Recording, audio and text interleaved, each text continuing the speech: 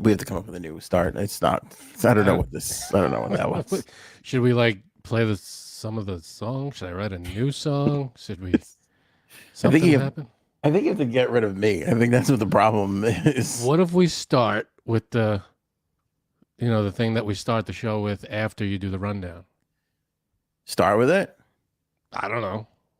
Oh, the reason why we don't, because it takes a while for us to get on all the networks. That's why we start blabbing. That's why the beginnings are never professional sounding. Oh, it's because it's not the same start every platform. Right. Twitch and Facebook and YouTube and they're all not on the same page.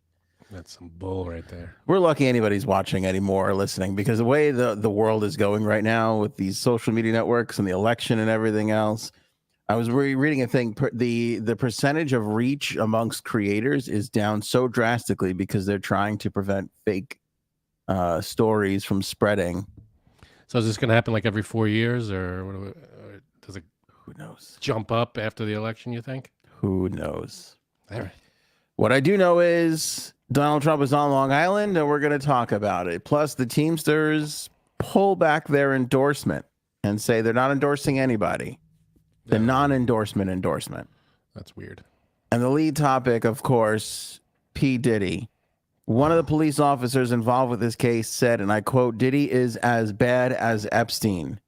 There are some text messages that have been revealed. A judge has refused to let him go out on bail. So we got the goods for you on this episode. Let's go.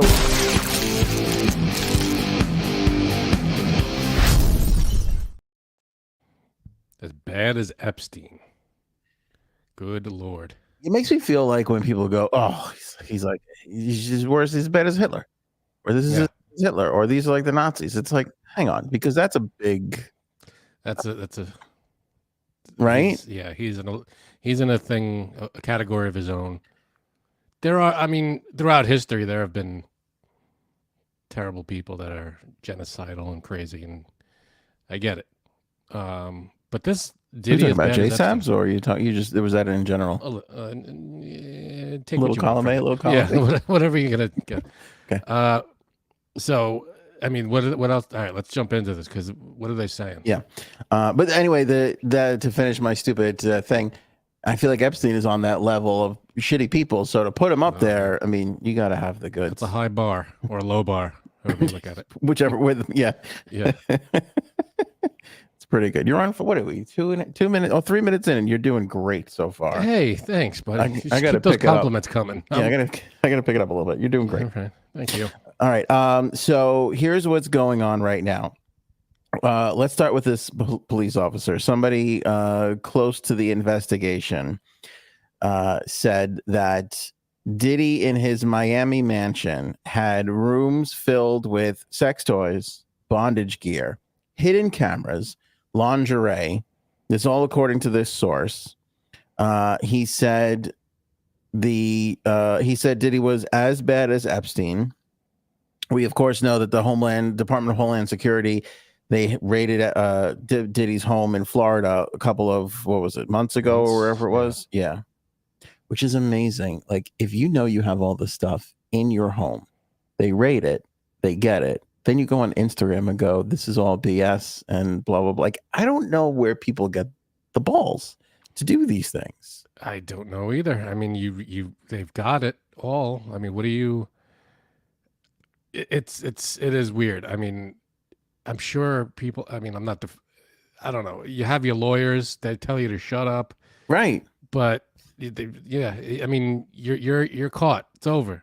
If I'm innocent or believe I'm right, I will never shut the fuck up. But if I feel like you got something on me or I might be wrong, I'm not going to be like, I'm not going to go over the top and try and, you know what I'm saying? I don't understand. You're going to be proven wrong. It's only a matter of time. Yeah. I don't know what you're doing. Yeah. And there's all this footage of him laughing with friends the hours or the day before he was arrested. It's like, how do you live like that? Yeah. I mean, it's over. They're saying he could face the rest of his life in jail. All right, well, listen to some of these details. Again, this is from this federal source who was discussing these sometimes day-long orgies that they called freak-offs. The quote is, "So if you were in those sex parties, you were being recorded from every possible angle, including angles you wouldn't have known about." Oh, man. That's gross. There were drugged up victims who were allegedly forced to sleep with male prostitutes during these parties. Ooh. The full quote from the FBI, the federal source was, "In my opinion, he's as bad as Jeffrey Epstein. These women are young, either barely legal or barely illegal." Yeesh. Internal officers said that they see a lot of similarities between Combs and Epstein, the well-connected financier. What was I going to say here? Oh, shit, I lost my note. I started writing something and then I stopped. See? Son of a bitch. Blah, blah, blah, blah, blah, blah. Okay. The indictment that was filed alleges that women, some of whom were still teenagers, were coerced into freak-off sex sessions with male prostitutes that were often recorded while the music producer masturbated. Again, I don't like to be judgy, Man. but it's so I don't know. This goes back to you could be judgy in this situation. The guy's a scumbag. This goes back to the Louis C.K. thing. I understand why sex is good with people. I don't understand why you want this person to have sex with that person so you can sit in the corner and I mean, I guess it's a voyeur thing. I guess, but now your cohort. Okay? That's one. If everybody's participating in the room and fine with it, it's still weird to me. It's I don't understand it. And on top of that, now that you are tricking or drugging these women and you are paying these prostitutes, which is really interesting too, because I feel like it's easier to come across a female prostitute than a male prostitute. You know what I'm saying?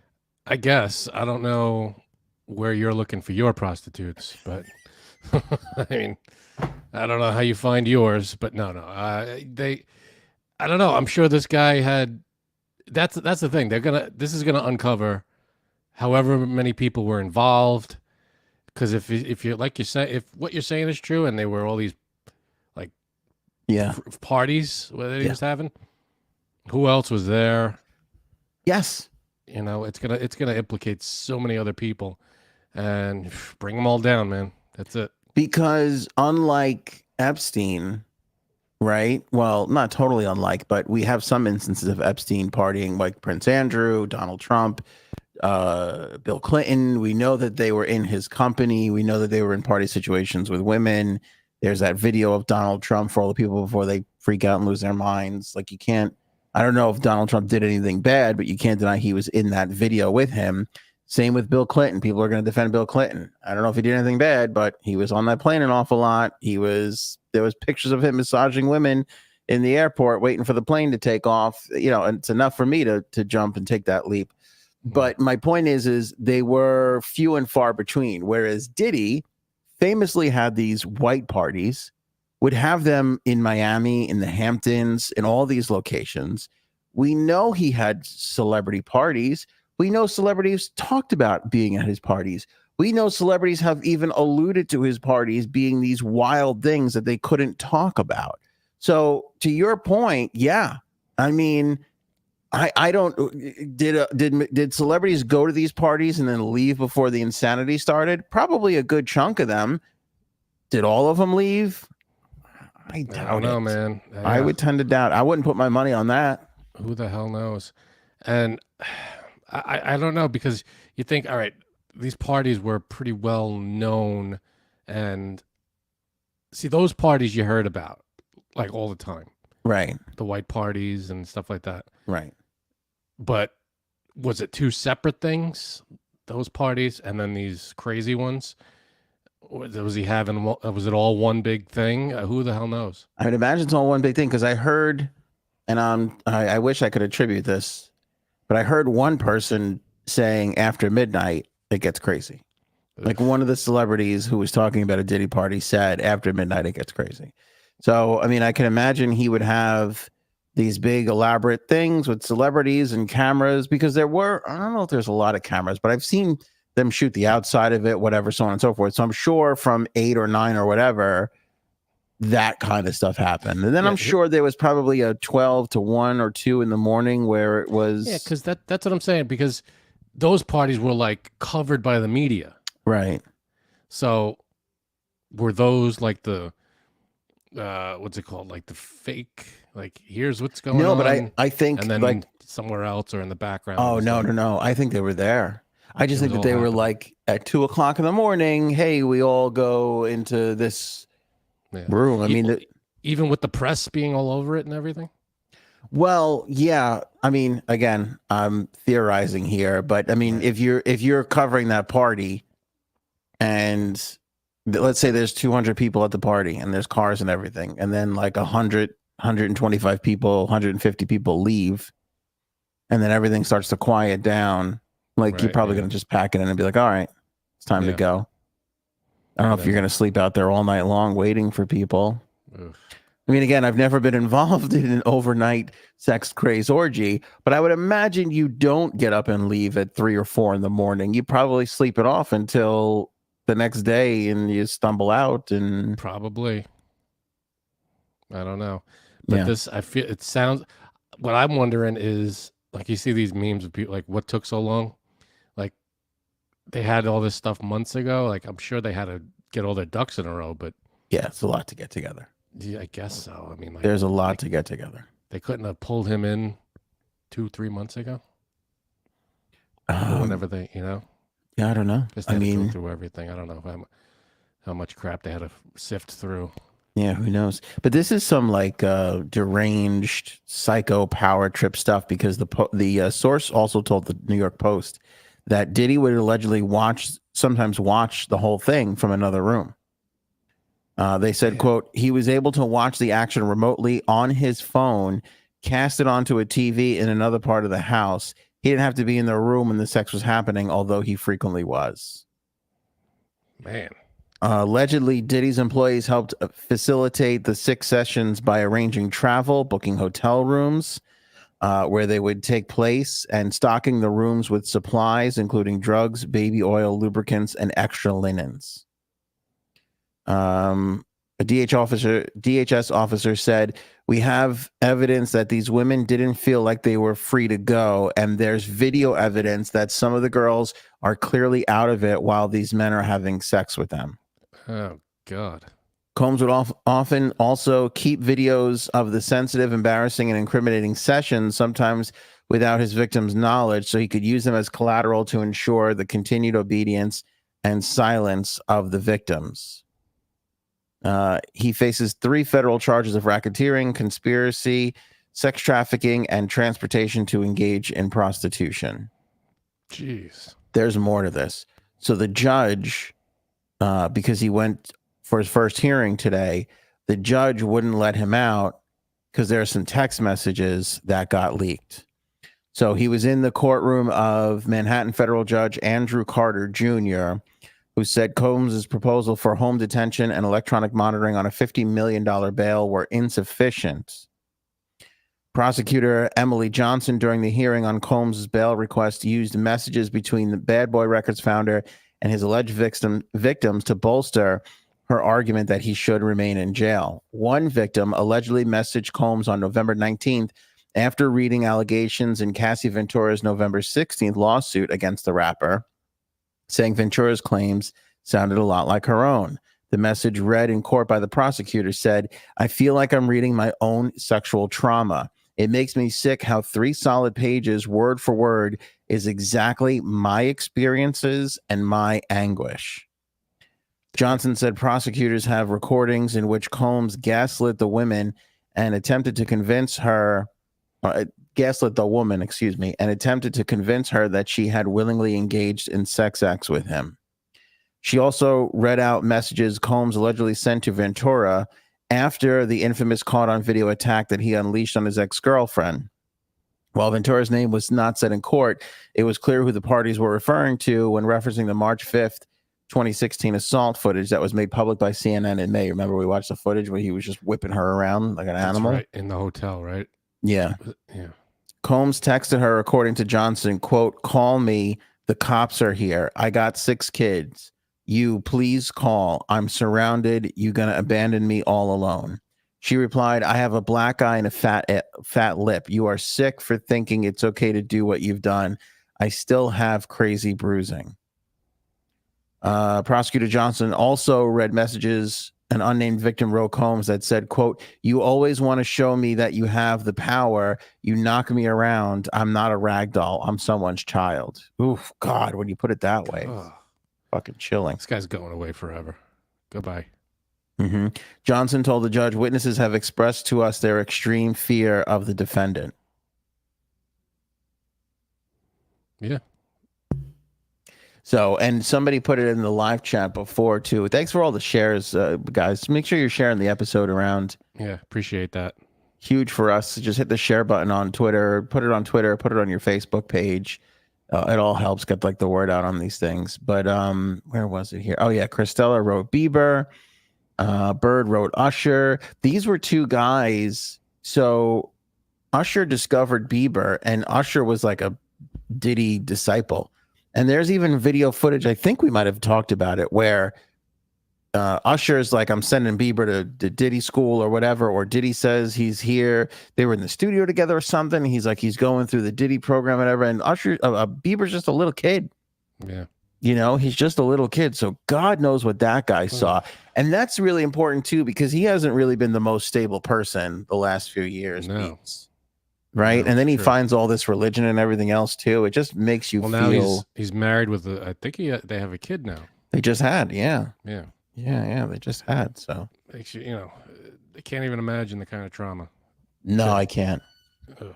No, I can't. And when you read things like this about the conning text messages, that he's watching shit, he's taping people without knowing, that was Epstein's deal, right? He would just tape people, and everybody assumed he was just conning them with this video stuff, these videos that he had.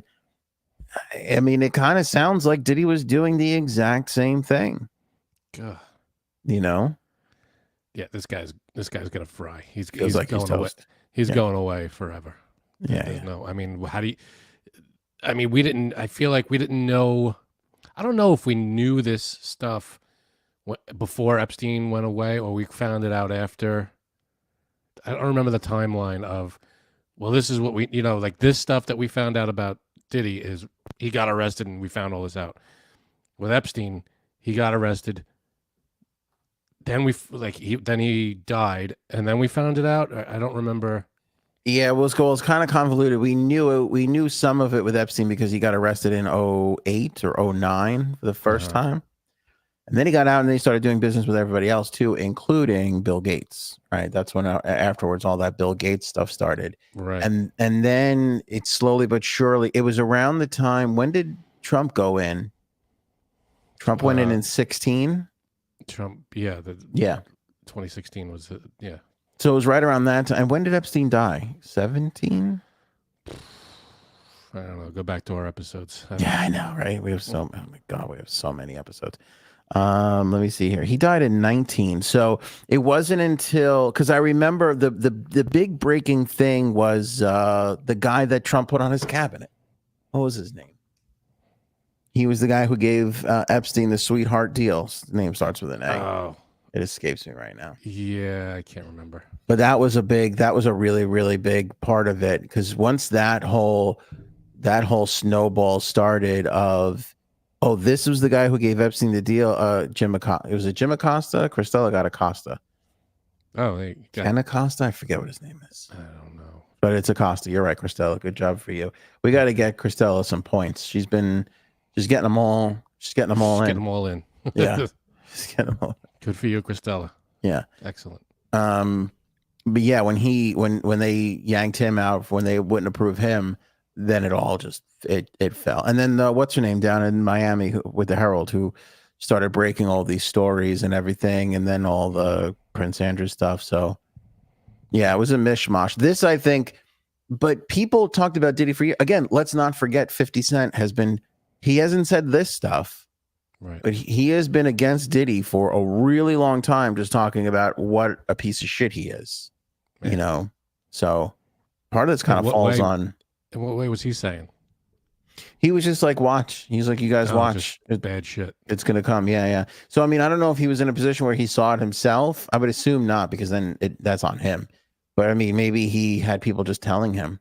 Maybe. I mean, what would you do? Like, I'm about to slam 50 Cent, but now I'm thinking about it. What would you do? Like if I came, well, not me, but if somebody came to you and it was like so and so is doing all this bad shit, you couldn't jump on here and start saying it. You'd have to, You have to have some kind of proof. Yeah. I mean, if I would say if that person came to me and said so and so is doing this bad shit, I'd be like, call the cops. You've seen it. You're a witness. Yeah. Get on the phone. Call the cops. I didn't see it. I'm not a witness. But if you're telling me what this is what you saw, then go get the authorities over there. What if I somehow stumbled onto it in some weird way, I'd be like, I'd call the cops. Yeah. So look at this. This is controversial. Robin says Cat Williams 2. Christella said it 2 seconds later. Wow. So Robin spoke out. Yeah. Spoke out. Robin just beat Christella to the Cat Williams point. Yeah. It's close. The competition is fierce in the live chat on this episode. Hey, get them all out there. If you hear other stuff, let's That's true. But Cat Williams did say that on who's that? Shannon Sharp's podcast, that all this stuff was going to come out. And then there's that other girl, Jaguar, I think her name is. We've mentioned her a couple of times. She's been saying this kind of stuff for years, and she says Jay-Z is involved too. Jaguar's thing, I think her name is Jaguar. I feel really bad if it's not Jaguar. I don't think it's Bentley or Mercedes. I think it's Jaguar.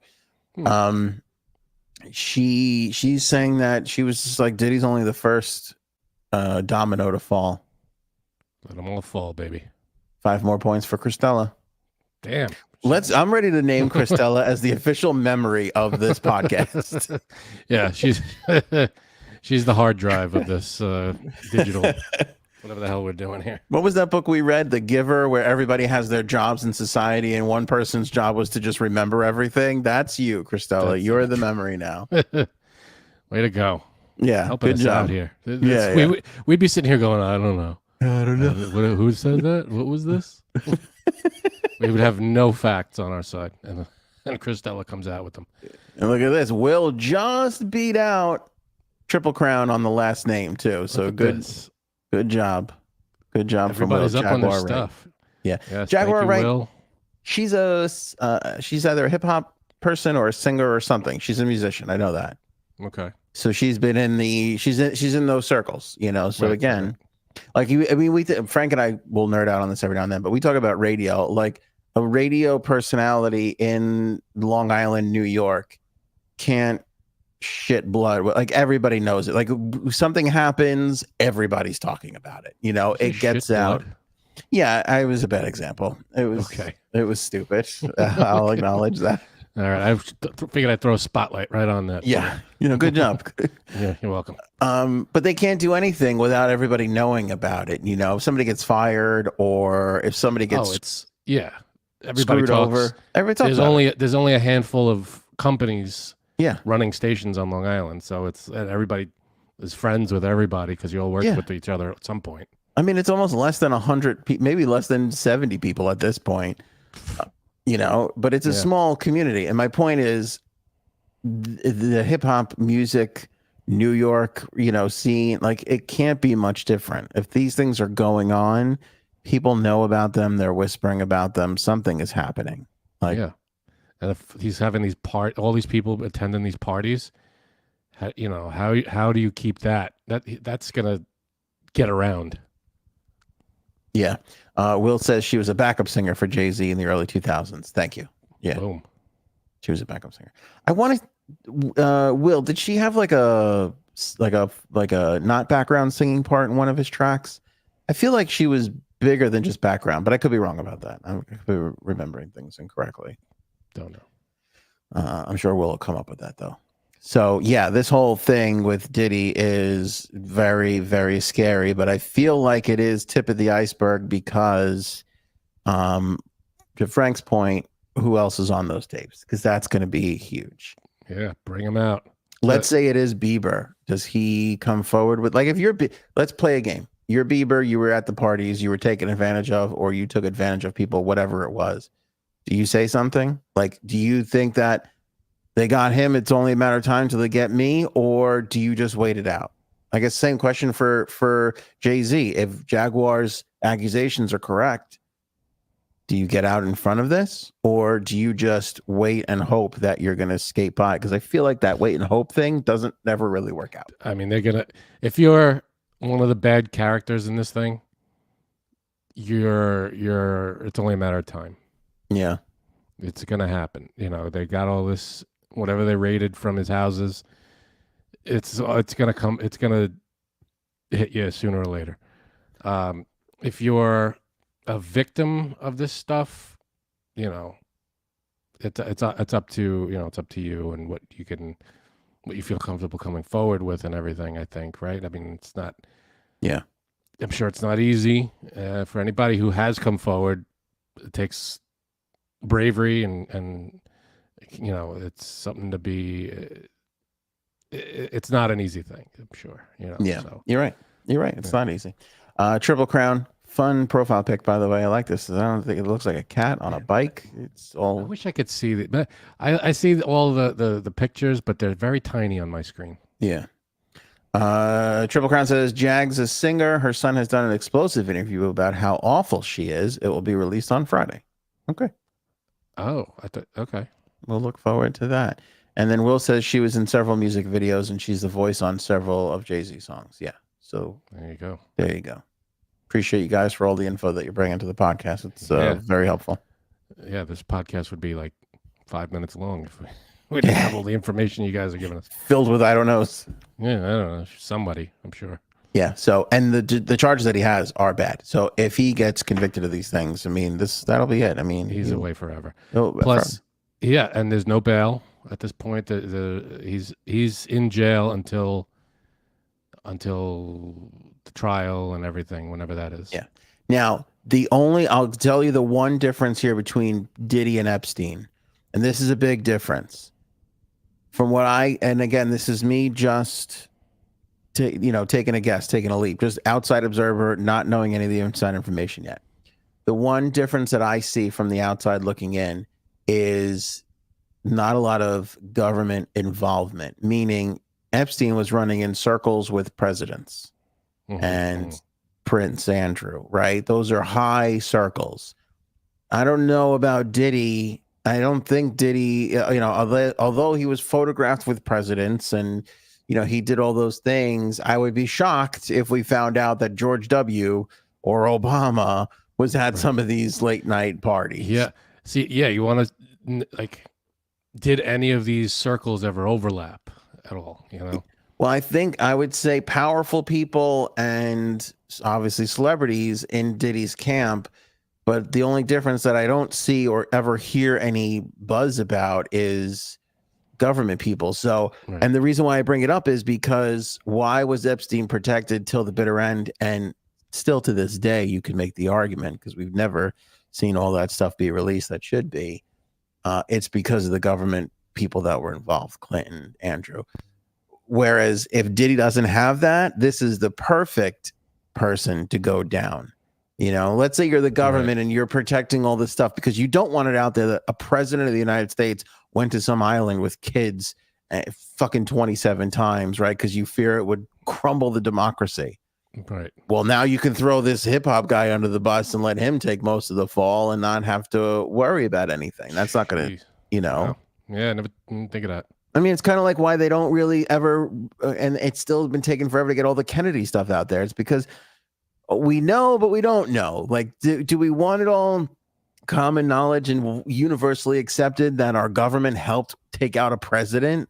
No, you don't really want that. It kind of damages the bedrock of the democracy, the whole thing, yeah. Yeah. I mean, if I'm in that room making the call, I want everybody to know the truth. But at the same time, I don't want people to think that this got so bad at one point that they were like, let's just turn our back while they kill the president. It's fucking crazy to think that shit. I mean, yeah, I agree. But it's also, if that's what's going on, it has to be stopped. So, that's something that you'd want. I mean, you'd want it out there as, look at this.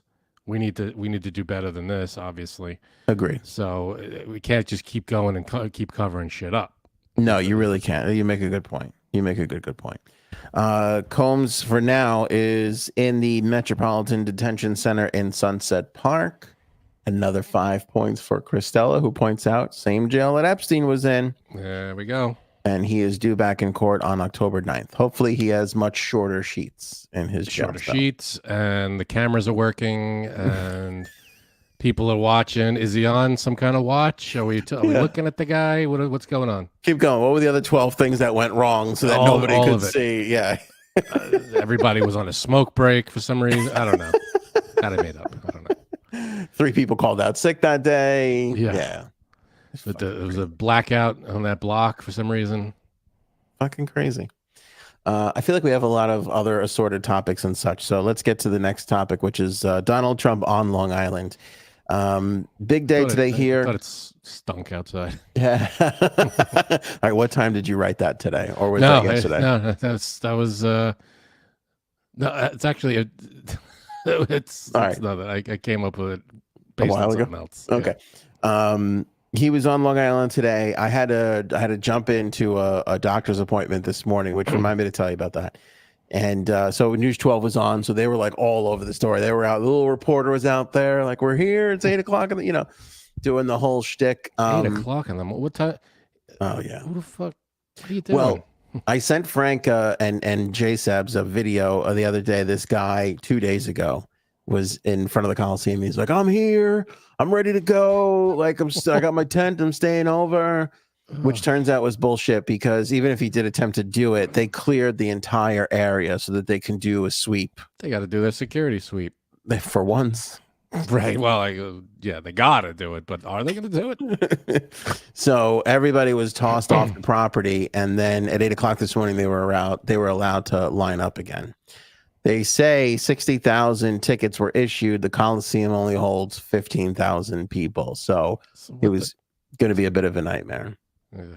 So Frank and I and J Sabs, we made the executive decision to not go once we got denied with the press passes, to not go with regular passes, because it would have been a crazy, And plus, Anthony goes, you want to go to this thing? I went, oh, you know what? I would go, but it sounds terrible. So no, I'm not going. Yeah, Frank did not want to have any, but I will say, zero interest in going to any of this. For somebody who wouldn't even wear a MAGA hat for a bit, I believe, and you can correct me if I'm wrong, I believe that for you, the audience, he legitimately thought about it for a couple of days. Am I wrong about that? Days is a stretch. A little while. Was there ever a point where you were like, I might go to this, actually? Because I felt like there was. I think when we first brought it up, I was like, should I go to this? Should I go? And because I had that image of there are people that go to them to talk to the crowd, right, to see what's going on with, like, to get their thoughts and their reasoning behind issues, whatever issues are. And a lot of it is catching them contradicting themselves or saying, So I was kind of interested in maybe going and just being like, saying just to talk to people, to try to get some kind of understanding of what is happening and why is this guy such a hero to you. He's done nothing heroic. Why is he your hero? Oh, because he speaks his mind. It's like, shut up. That's not true. Well, I found it interesting too, because I talked about this the other day. The Hofstra student, there was a Hofstra student. I saw her video. She's like, I'm voting for Kamala, no doubt about it. Young girl in college. Odds are voting Democrat. Odds are voting for the first female presidential candidate. Mm-hmm. And she goes, but I'm going to go because I'm curious to see what it's like and how it's going, And she was like, I want to see, Trump. I want to see if JD Vance is going to be there, all that kind of stuff. Wait, hold on a second. Are we live from Nassau Coliseum right now with the one and only, the great J Sabs here? We are. Let me see. Is this really happening? Oh, wait, look at this hat. Trophy wise for Trump. Did you come up with that, or is that a thing? I honestly don't know if it's a thing, but yeah, I'm hiding in one of the bedrooms at the Coliseum. at the Nassau Coliseum. Those famous bedrooms at the Coliseum. I love the stitch work on the hat, by the way. Yeah, no, it's Really good. good, right? It's Very really good. good. They didn't Yeah. have time, no time for a prototype because, well, whoever thought of this pretty fast. Yeah. Hey, no, it worked. We were texting before the show, and I said to Janine, I go, "Are you getting these text messages? I know the Wi-Fi in the Coliseum is spotty." And what did you say? What was your response? I forgot what you said. So like having a blast or something. Having a blast here. Having Cuddles, the time of my life. yeah, Cuddles walks into the studio 2 seconds later and goes, "Is she really there?" I'm like, never I know. don't think so. I didn't think you were gonna. No, you couldn't put it past you. I don't blame Cuddles for saying it that way, but I Like, couldn't put you. Is she there? I don't think she was there. Did you ever think about going today? Did you have that one moment where you're like, should I go? Should I go? Yeah, because I saw some stuff on TikTok and I was like, oh shit, this would be great. People watching. Come on. Did well, all right, so let's start with this. It started with a bomb threat. Right. Somebody started spreading a rumor that there was a bomb threat. There was no bomb threat ever at any moment in time. No. And people were tweeting, because when I was at the doctor's office, I saw, and I go to Twitter, I see it's trending, and people were tweeting, I swear to you, there's a bomb threat at the Coliseum. Protect President Trump at all costs. And I thought to myself, we've reached a new level of this obsession because, first of all, it's 10:30 in the morning. He's definitely not there. He's not there. No, he's not. He's not going to be there for many, many, many hours. Everybody can calm down. He's not going to be there for a while. Which I thought that was crazy. And I'm going to get in a lot of trouble for this, but I'm going to do it anyway because it's driving me up a fucking wall. If I tell you this, you have to promise me you're not going to press me on who it is because I cannot tell you. But somebody that I know. Tell me who it is. I make no such promise. Somebody who I know left work early to go to the Trump rally, took their children out of school early to take the kids to the Nassau Coliseum to see former President Trump speak at a rally. You find a problem with that? They took the kids out at around 12:30 or so. He didn't hit the stage until what, 7:00? I don't even know. I have a huge problem with this. Why? For a multitude Anthony's of against reasons. Going to any rally for any politician. Yes. First of all, I have a problem with adults going to rallies because you should find a difference. You should find something better to do with your time. Yeah. Second of all, outside of achieving some childhood dream like watching a baseball game or going to see monster truck races or whatever, I don't think you should pull your child out of school and then make them wait for roughly 6.5 hours for the event to take place. Well, I will say, I know someone's daughter who went with, I don't know who they went. They went with another family member. But the thing is, people were getting there early because they issued 60,000 tickets, but it could only hold. So what do? They let in their first 15. That's first it. Come, first serve. Yeah. And then everybody's like, oh, no more room. Everybody's got to leave. Yeah. Well, that's not going to cause some huge problem with the doors. They were prepared to have people outside of the event the entire time of the event. They did though. Yeah, because the security perimeter was much farther back. They knew that not enough people were going to be able to get in, so they were prepared for that. People stayed outside the whole time. Right. They were ready for that. But those two things, and then the third thing is your child, a kindergartner, a first grader, second grader, should have no idea what the political policies are of a presidential candidate. They should be playing with toys and having fun. Yep. This isn't an anti-Trump thing. This is a go clear your fucking head thing. Well, some people are very into this, so I know. It's too, Janine, hell, it's too much.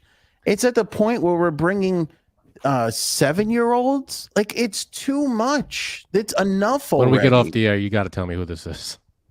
Yeah, I'll tell you off the air. Wait, do I know this person? No, you guys don't know them. I know who. I bet you I know who it is. It's not even scandalous. It's just for the point. I'm protecting somebody else by not saying who it is. Oh, I know. I know exactly who this is. You definitely don't. It's No, not. I'm not saying I know them. I know of them. Okay. Yeah, possibly, but it's just the whole, like, when I heard about this like 5 minutes ago, and I can't get over it. I can't get over that somebody would think that this was a good idea for their child to be at. I mean, it's fucking batshit crazy. I think it just hit me at who it is, but okay. And I'm telling you, it doesn't even matter who it was. It's the point that somebody brought a 7 and 8-year-old to this fucking thing and made them stand around all day. Like, what did you do with this child? The whole Do they tailgate? Is that the thing? Is it like a football game? They stay outside? A lot of people did. A lot of people did. Still. But even still, you're in there. Like, what? I can't get my kid to fucking turn a light off in the room. Like, the attention span. When I want to show them something that they're interested in, like, science or the moon or dinosaurs or whatever, it's hard to get them to sit there and look at it. I can't imagine what a kid is going like while this buffoon is blabbing on stage talking about things that. Oh, so it is against Trump. Even if it was Harris, they would have no fucking clue what they were talking about. Why are they there?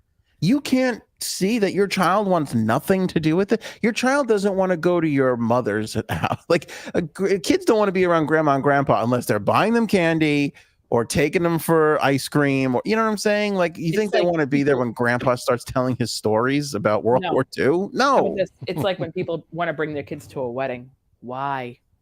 Why would you do that to wedding? yourself? I mean, if other kids are gonna be there having fun, no, food, no, can't get a sitter. No, sorry. If I want to go to a wedding, I want to have fun with people I'm supposed to have fun with, not assholes that are just gonna start crying and whining. No thanks, I'm good. I can't believe somebody would take their child to this. and not only do it, but post about it on social media with pride of, like, look at little Johnny. He's here with his hero. Donald, fucking presidential candidate, should not be any child's hero. No, that's fucking way. They shouldn't be. Should never be. It's a weird, like, I don't understand. Even any president. It's like, why? What would the kid have to look up to? His policies? Or it's like, I like his policies. It's like, what are you talking about? There's no cartoon characters, superheroes. Great. Yeah. But a presidential candidate, they don't know. Yeah. We have lost our fucking minds. And I'd like to think that I'm the calm one, especially out of the two that you could see on the screen here. But pretty calm. Janine is, though, I think, the most calm out of all of us. Is a good point. But I'm calm. Well, not calm. No. How dare you tell me I'm not fucking calm? No. But to get to the point where you're like, look at everybody, look at how much fun they're having. They're not having fun. They're not having. They're smiling for a picture or whatever the fuck. I take my kid to a hockey game and he looks like he's having fun. And I sit there and I go, I don't know if he's really enjoying this or if he thinks I'm having fun doing this. I question that. Well, you know what it is too? Yeah. You know what it is? It's they're out of school. They got pulled out of school, and that's always exciting. Well, You leave school, you're going to be happy for a couple hours at least because you're like. No, but I can tell you what it is because I saw the photo. It's smile, look like, wave the thing, have your fun, snap, and then you've got your moment that you could share with your other idiot fuckhead friends. They weren't smiling the whole time. Yeah, Janine knows you could bring your kid to Disney World and get them their absolute favorite meal. And there's extra salt on the French fries and the whole fucking day is ruined. Like it takes nothing to set these animals off. And now we're going to sit there and pretend like they sat through a whole fucking political rally and it had the time of their lives. They didn't want to be there. I mean, we got out of school early and here's, and we're going to pretend like we're in it's a new place. And, what we're doing is special because we're not in school and our friends are in school. And then that wears off after hour 6 when you're sitting there going, "What the hell are we doing here?" And So to what? it To doesn't be make any around other sense. crazy animals just screaming? I mean, it fucking Yep. it really makes me question a lot of things about people. A lot. There was a mom the other day when Taylor Swift gave her endorsement to Kamala Harris. Yeah. She had tickets to take her daughter to the Taylor Swift show, one of the upcoming shows. She ripped up the tickets because she didn't want to support somebody who was a crazy liberal. And I thought that has been sticking in my head for 4 days because I'm like, you have a chance to make your daughter happy.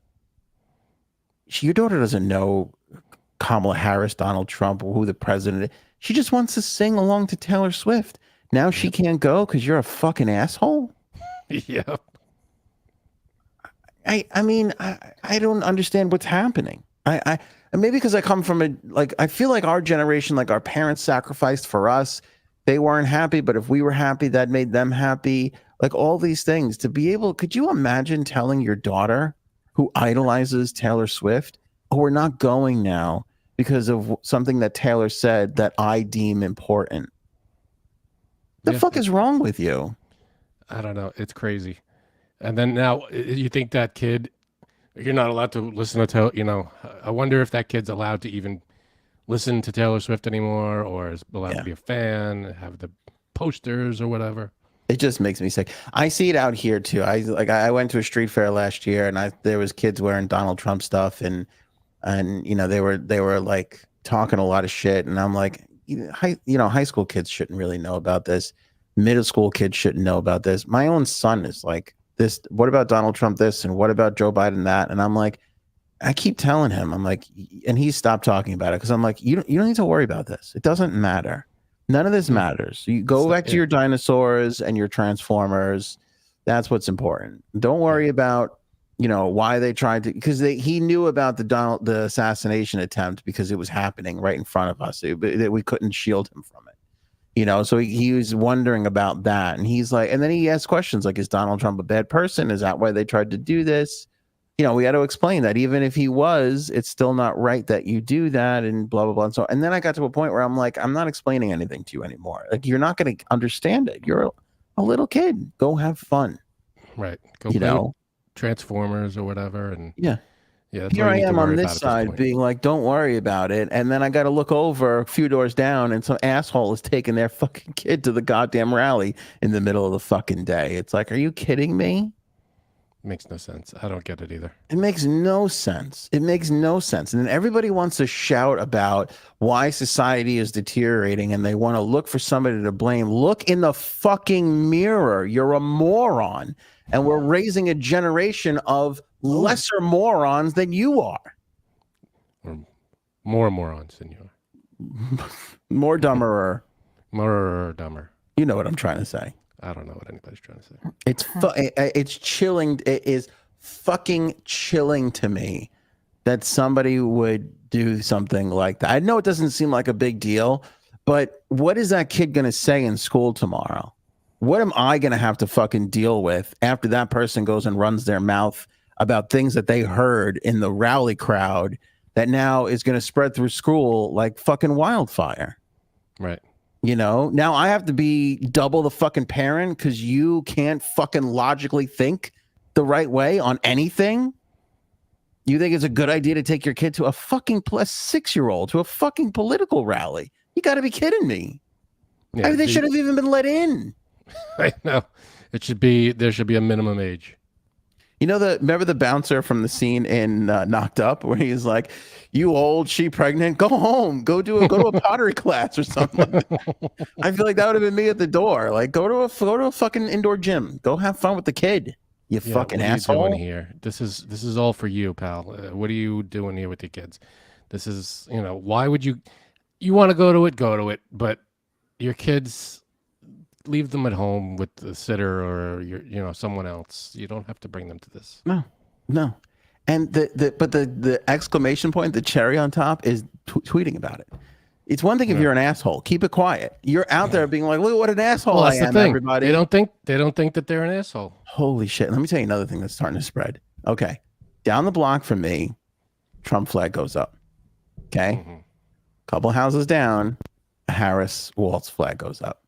Couple houses down now, another Trump flag goes up. I'm like, when are we going to stop this?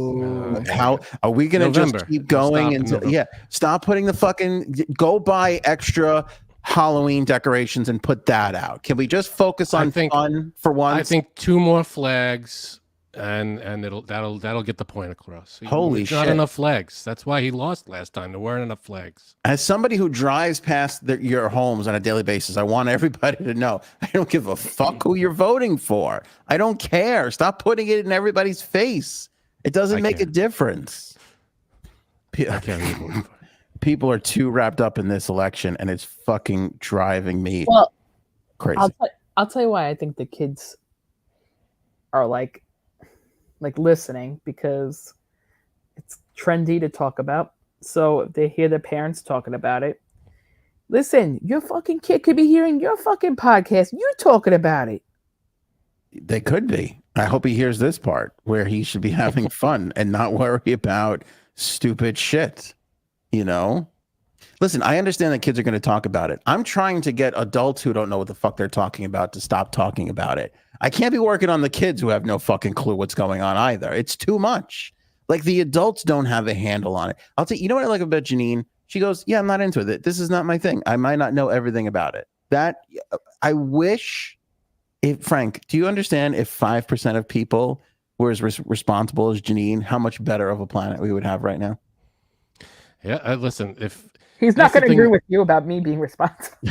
No, that's not what I was going to, that's not what I was going to say. I was going to say, if you're going to, talk about the issues that are going on with it, it is better to have, to be more informed about it and to know which side each candidate is on, and if for nothing else, the main issues, at least, the very least, and then this way at least if you're going to vote, that you know which side you're voting for. That's all. Which person aligns with your beliefs and your morals and whatever you want to go on. But even a teenager, I understand. Janine makes a good point. They're going to hear things. They're going to talk about stuff. Yeah, it's all over Twitter. It's like the main stuff, it's all the trending stuff. Any parent hearing that should just be like, talk about something else. Spend your time on something else. It doesn't, teenagers should be trying to get laid. They should be trying to sneak, wine coolers. They should be asking people to the dance. That's what they need to be worried about. The thing is, it's not just like you might tell your kid, hey, don't worry about it.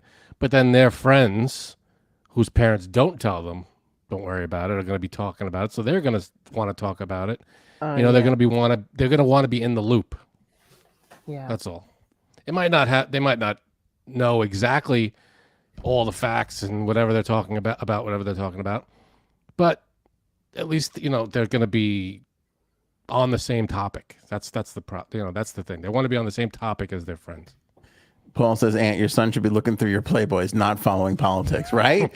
That's what we did. That's the shit we did when we were kids. Hey, so-and-so's got a porny mag. Let's go, let's take a look at it. That's what fucking kids did when we were kids. Now kids are like, I don't know about the tariff policy. Just shut the fuck up. Shut the fuck up. Be a kid. Get in trouble. Don't know about the tariffs. Those damn tariffs. Yeah, make duty jokes. Right. Make dick jokes. Make shit jokes. What would G.I. Joe think about the tariffs? Try and buy loose cigarettes. You know what I mean? Like, do whatever you can to be a child. Sitting there going like, oh, fuck Joe Biden and it's just like, enough already. Enough.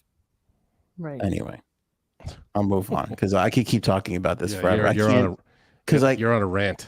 Because the picture is burned in my mind of this poor fucking child at this stupid thing, and it just drives me up a fucking wall. Well, thank you for tuning in to another edition of Ant Rants.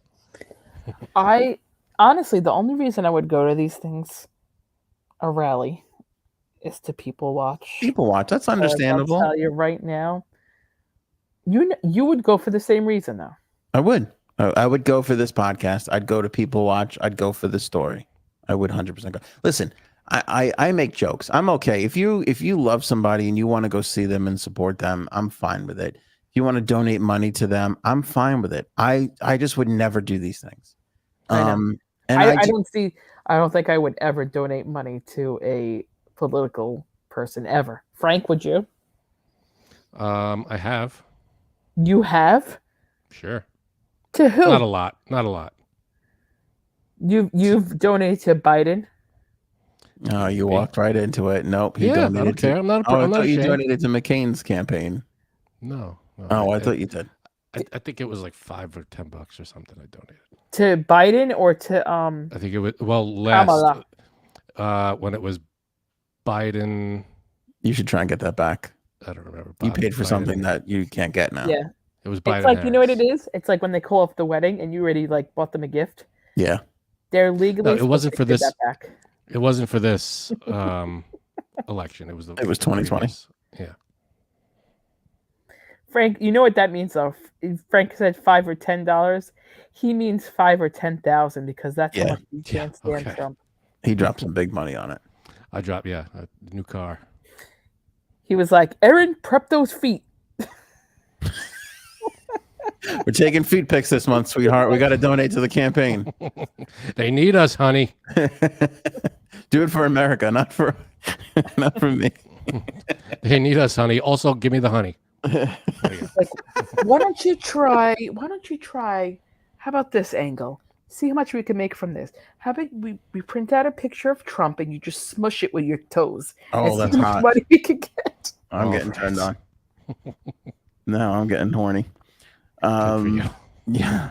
I'm okay with it. And I say I would never do it. I would do it. I've yet to find somebody worthy of it. You know, because I work really hard for this money. I'm not fucking just giving it over to you so you can Do fucking you though? buy it. Plus, Man, all not these really, you're people right. are fucking rich anyway. And they're all Come rich. on. They're all They're all rich. fucking rich. Give me a break. But I've never the level of adoration for Donald Trump. I'm not sure I've ever seen it before, and I'm not sure we're ever going to see it again. Because I don't get the devotion to this guy, like the absolute.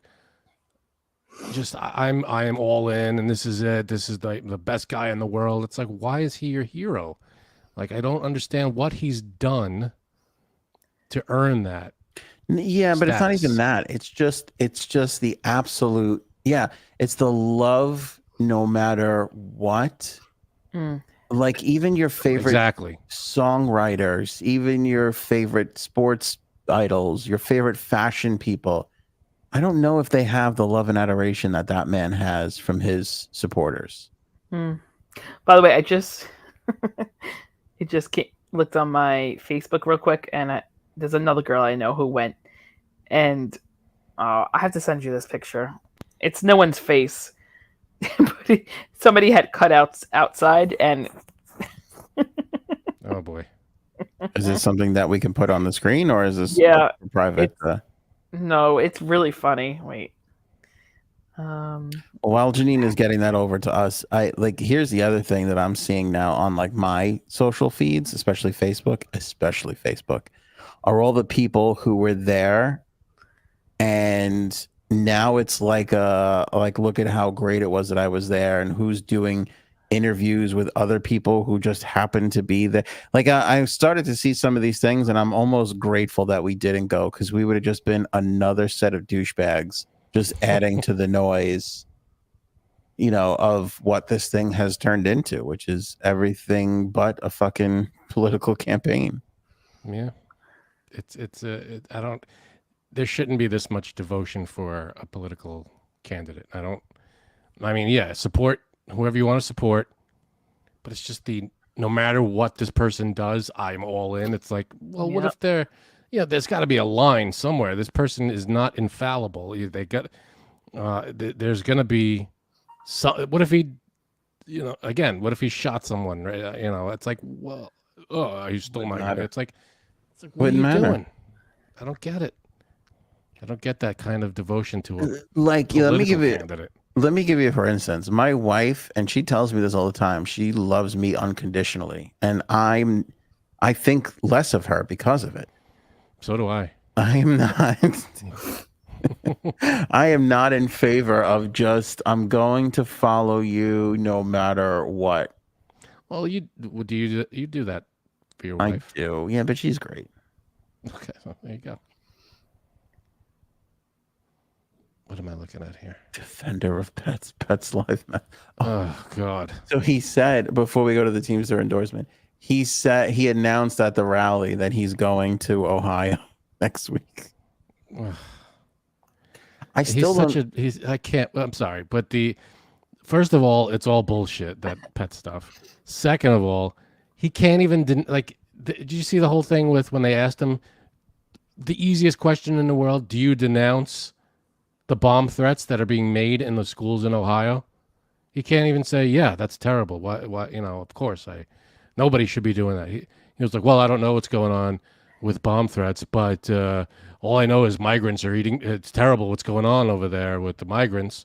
He can't even say, like, just give a normal answer once. You can't even say, yeah, bomb threats are terrible. They shouldn't happen. Like, what? That was the easiest question in the world. Why Wait, didn't he say, yeah, with the pets thing, yes. it was said that the woman did kill a cat but didn't eat it. There was a crazy woman who was Yes, deranged. crazy woman. Yes, she's an American citizen though. She's just fucking a psychopath. No, I Yeah. know. And no one, and the person the original person who put that post up saying about the pet being eaten has since said that wasn't true, and she had no proof of that. But they still keep going on and Why on would with you it. say that though? She said it was a rumor, and she had no proof, and I don't know how she came to the conclusion, but she took it down. She deleted the post and said it was not true, or she had no proof of it, or something like that. Well, Yeah, and then sorry, Janine, but the other thing we talked about on the last episode, which was they took a photo of a guy carrying dead geese, and it wasn't even in Springfield; it was in Columbus, and it turns out that's his job to pick up he's part of the Department of whatever animal cleanup on the highways, and he was picking up the geese that got hit and was taking them off. That was double, triple, quadruple confirmed, and that was another thing that they felt sparked this whole crazy rumor. Yeah, and now it's causing. what they should do is come to our old neighborhood. Well, that's another thing. Somebody goes to me, well, it's happening in Howard Beach too with the pigs. I don't know what's going on with Howard Beach, but pigs are showing up alive. They're not dead. They're alive. I have to say, there was and this really upsets me, but there was a dead dog there today. Oh, is that right? But dogs die all the time. I know, but it also was it was alongside a chicken without a hitch. I don't know why that sentence is funny, but there are people who are holding these like religious sacrifices, and it's like honestly, it's out of control what's going on there. It really is. That stuff has been happening. It has been, but forever. not it has been happening there a lot, but even more so now. Well, nobody is. I mean, did you hear? All right, so JD Vance gets up on stage and he's talking about it at a rally, and he goes,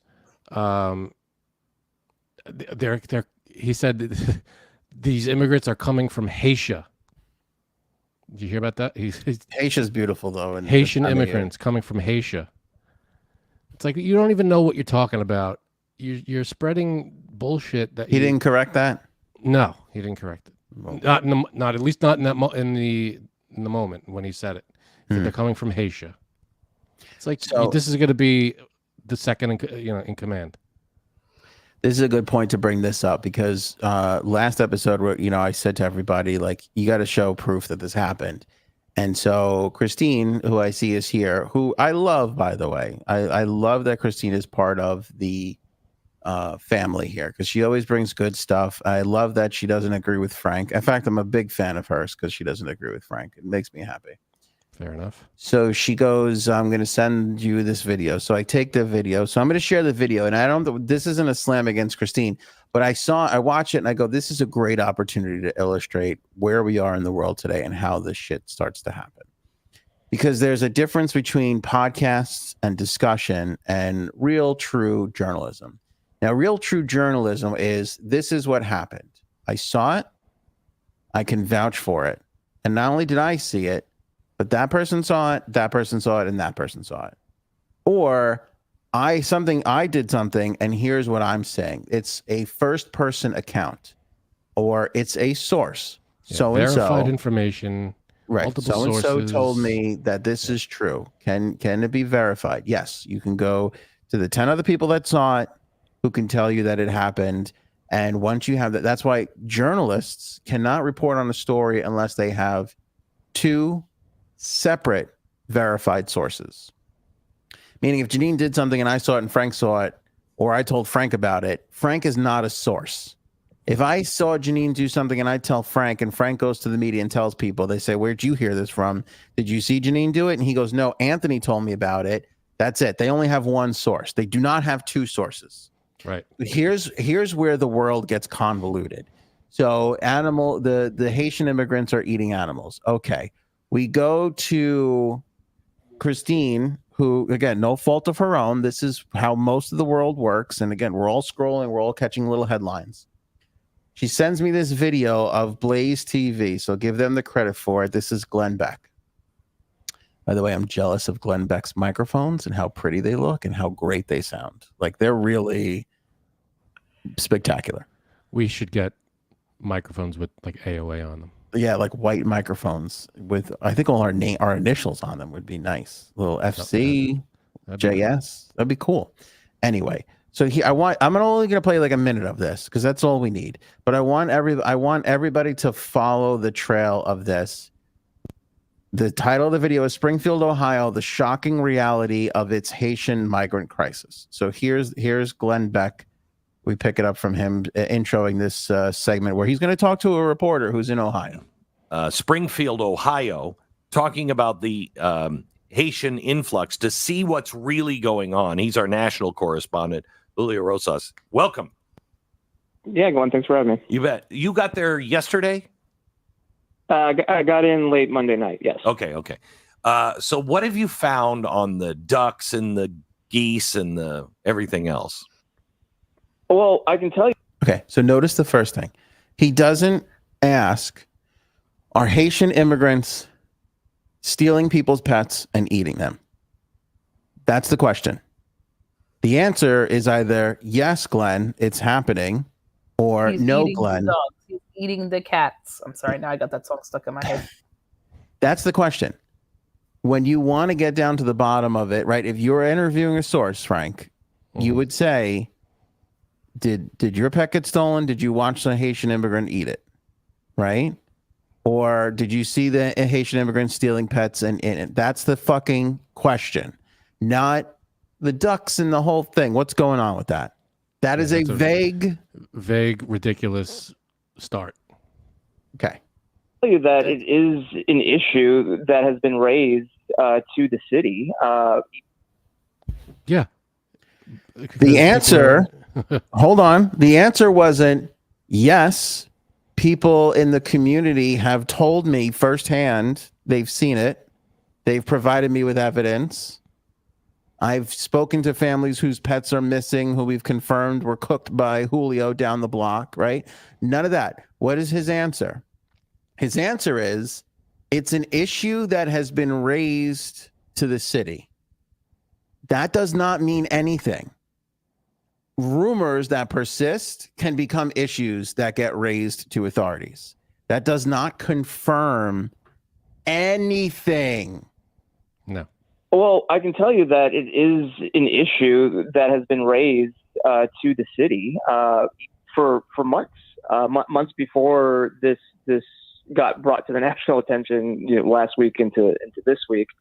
I can't speak to how widespread it is, but it's been enough of a problem that people have been saying, "Hey, we've been seeing this. I've heard about this. Can the city look into it?" And from my understanding is, and not just with the duck issue, the pet issue, but overall any issue that residents have been raising over the 20,000 Haitians being put into their city.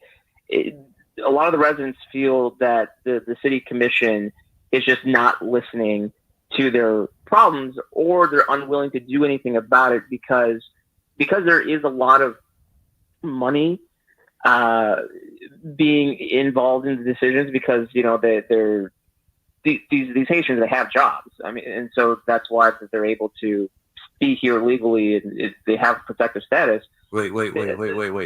So it trails off onto a whole other thing. The point is nowhere in this 1 minute and 39 seconds start to the video did this reporter present any evidence, any sources confirming. Yeah, is my understanding that All he said was, it's my understanding the issue has been raised and has been raised for quite some time. So you're basically talking about a rumor that has been persisting around, that has been raised in a community, which should be okay. If there's something wrong with the community, it should be raised and it should be investigated. There's nothing wrong with that. But there's a world of difference between this is what we think is happening and this is what we know and can confirm it's happening. right. And this is had nothing to do with Christine, because I went into 3 other shows that say the same thing. The problem in Spring, and it's all the same talk around. People have been raising the issue. People have been discussing this. This has been a long time rumor in the community that point to this is when it happened. Yeah, this whole thing is just an effort to just dehumanize migrants. That's all this is. That's Well, whatever that, it may be. I don't that's know what what's this going is, on there. because there's Yeah. no proof of any of this. Listen, I don't know what's going on there. I don't know if there's an issue. There's an influx of people. Listen, nobody Influx denies of people are not. They're people. Well, true, but nobody denies that there's an immigration problem. Nobody denies that it's spiraling out of control. Nobody denies that it's not great for immigrants, for citizens, for both people. It needs to be fixed. It's obvious, right? I mean, you look at New York, they're panicking because they're running out of money to support these people. Who said it the other day? They want to remove New York as a sanctuary city because they're going broke paying for all the illegal immigrants that are in the area. That's a serious problem that needs to be addressed in any sort of society. To Frank's point, you're right. You have human beings that are just looking to not die in their own country and want an opportunity. In Haiti, things are getting rough in Haiti. And this is their only thing. It's an issue. It's a problem. Nobody doubts it, right? It's got to be fixed. But to just pretend like this shit is happening, it's irresponsible from Glenn Beck. It's irresponsible from Julio Rosas. It's irresponsible of a presidential candidate to bring it up like it's a true statement. Yeah. Like, if Donald Trump brings this up, he doesn't understand the weight of his words and how important it is. I think he does. No, he does. He doesn't, but he doesn't care, because he says, and he's told all this stuff. He's told there's problems. You're creating a problem now. There's now bomb threats in schools because of this recent problem that you're spreading in Ohio, in this town. And it's like, you could go out there and stop this and go, all right, guys, this is a rumor. We're looking into it. There's nothing confirmed. You could say that. You can go out, if you're Trump, you could go out and say, yeah, this is a rumor. We're looking into it. We don't know if this has been confirmed yet. We're checking into it, but let's not jump to conclusions. But he's not going to do that. They're eating the pets. They're eating the cats. It's like, you're just riling up everybody to get angry, and because it helps you. That's all you're doing, and it's dangerous. And he'll do it again when he needs to. And this is just the latest thing that'll help him, just to demonize people, to demonize migrants, and just everybody, to get them all riled up and say, oh, look at all these problems. And it's like, no, you're using these people in a situation, and you don't care about the outcome. You don't care about the consequences of what you're saying. You're told what's going on, but you just don't give a shit. It's just going to help you. That's all you care about. And it's terrible that this is the guy. This is the fucking Republican nominee. And it's like, can you have some responsibility? Just a little. Go out there and say, yeah, we're looking into it. I've heard this same rumor, but I don't have any proof at the moment. The authorities are looking into it. So, no, it's, yeah, they're eating the cats and the dogs. And it's like, what the fuck are you talking about, dude? Yeah. It's so infuriating. I would actually argue against you here because to bring it up on a stump speech, that's one thing. To bring it up at a presidential debate where the amount of people that are watching you, I just thought that was irresponsible. It's one thing to say my opponent is bullshit and I hate them and this is why they're terrible. That's all fair game. That's fine. Absolutely. But what you're saying, you bring it up at a speech, his rallies are all over the internet. It's not like nobody's going to see them. He's spreading false shit about people, racist bullshit about people, just to fuel his base and say, look at all these horrible things that these people are doing. It's like, stop, but you're just creating anger and hate against a group of people because it's going to help you get votes and you don't care about the consequences. So if he says it at a rally, he should say the truth every time a camera's pointed in his face. I don't care if it's at a rally or at a debate. Why would you said one thing at a rally, but you're going to say another thing at a debate? Keep your message consistent and have a little fucking dignity and be like, no, this is a rumor. I have no idea if this is happening. It's irresponsible, and I can't believe an 78, 79-year-old is it can be this childish. I've long been one of the people that are like, it's not the end of the world, it's not the end of our democracy, and blah blah blah, and so on and so forth. And then I was going back and reading this report on Hitler, and it was all the it illustrated it was how Hitler came into power, right? Yeah. And if I'm not comparing, how do I position this? If you idolize Trump and you follow him, fine, but justify this comparison for me. When Hitler was rising to power, if there was a lack of jobs and economic stimulus, it was the Jews' fault. The Jewish people are the problem, right?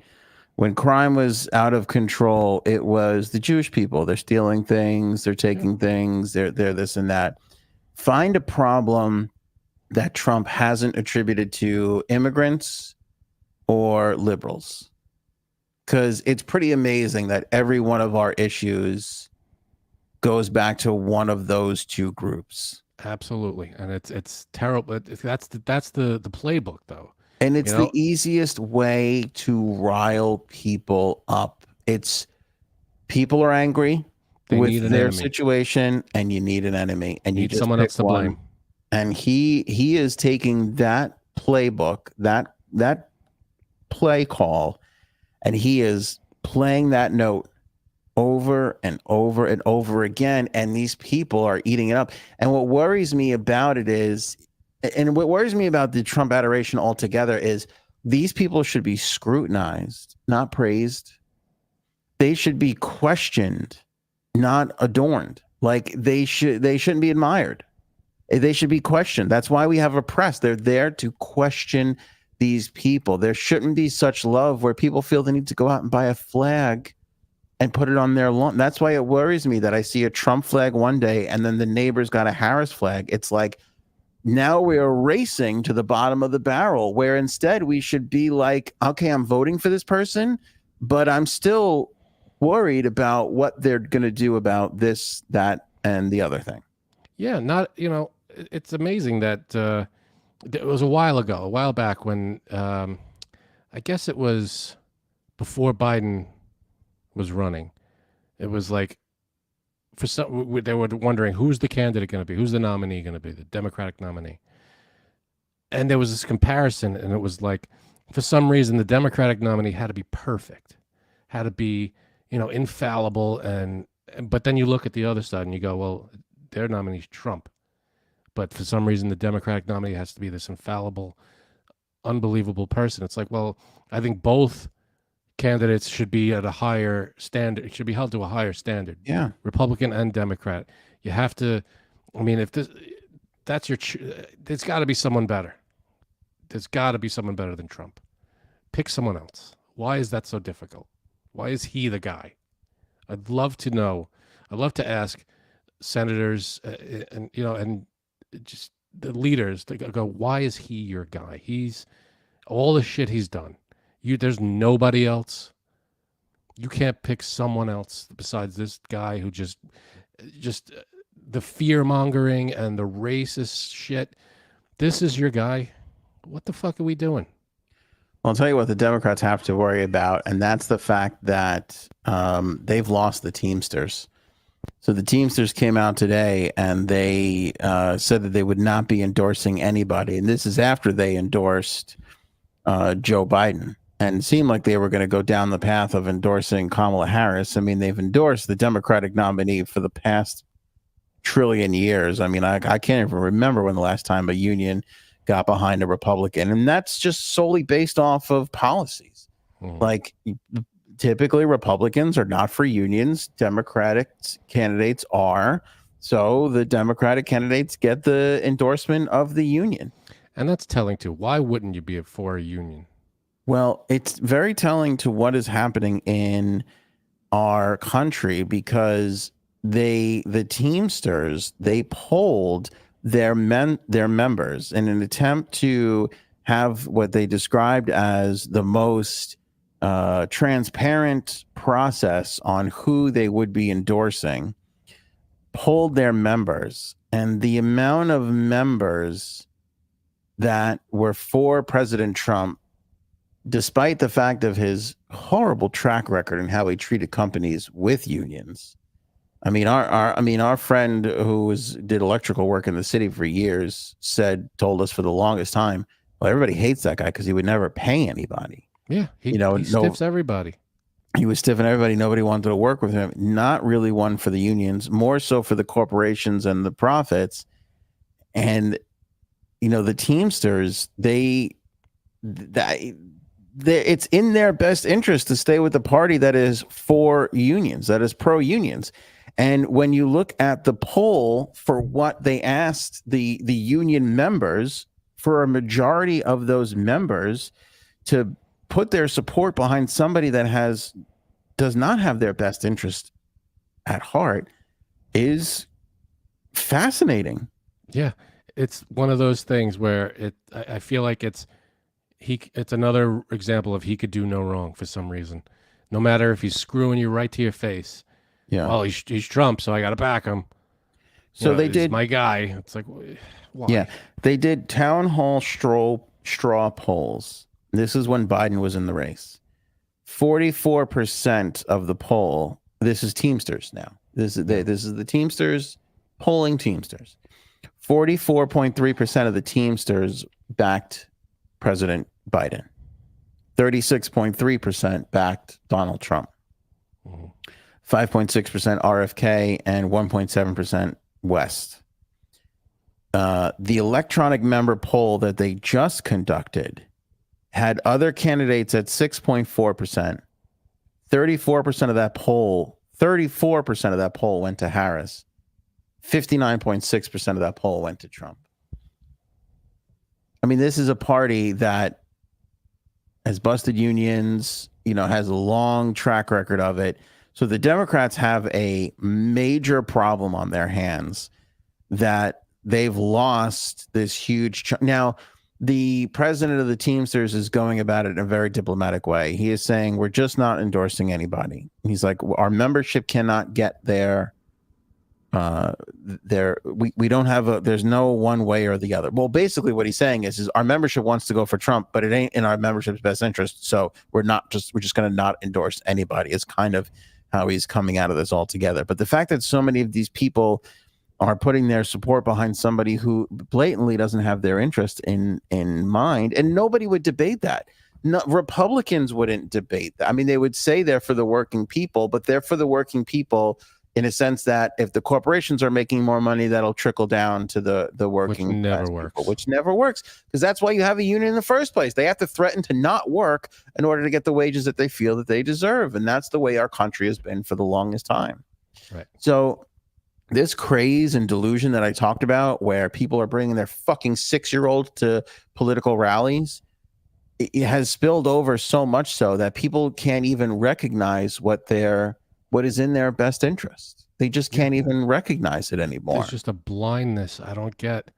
It's just look at the issues. I'm sorry. You can make the argument that the Democrats have lost their way. I am totally fine with that, because the Republicans have lost their way, and I don't think the Democrats are too far behind them. So you can make that argument. But when you're talking about lesser of two evils, which most of our voting tends to break towards, like everybody, who you voting for? Well, I'm voting for this one because I just can't vote for the other person. It's always lesser of two evils. When you go with the lesser of two evils, unions are better off with Democrats, period. End of story. No gray area about it. Yet Trump is dominating amongst the Teamsters. It boggles my mind. I'm a Makes little no surprised sense by to it me. myself. I mean, it's like anybody who has $100,000 in student loans racked up, and every job that they get can in no way help them pay for it. For that person to be voting for a Republican is batshit crazy, but I'm sure I could find them. Yeah. I'm sure I can find them, because the Republicans have done nothing but try and stop Biden's attempt to squash that element in our economy, which every economist would agree is a problem, Yeah. And they still can't seem to get it done. So this Teamster poll and this non-endorsement is fucking crazy. I still don't understand how the immigration issue is still his huge talking point. Because why? Just simply, of course. I know, but simply based on the fact that he He completely didn't. He killed kiboshed the bill. Yeah. that would have helped. How is that not? I mean, it is thrown in his face all the time, but people don't care, and he has no answer for it. Well, he has no that. Well, here's my problem with the ABC debate.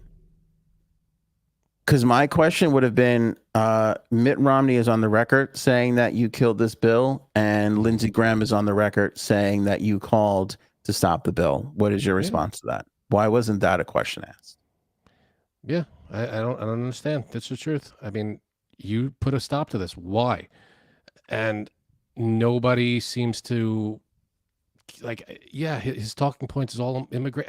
Every single subject circles back to immigration for some reason every time.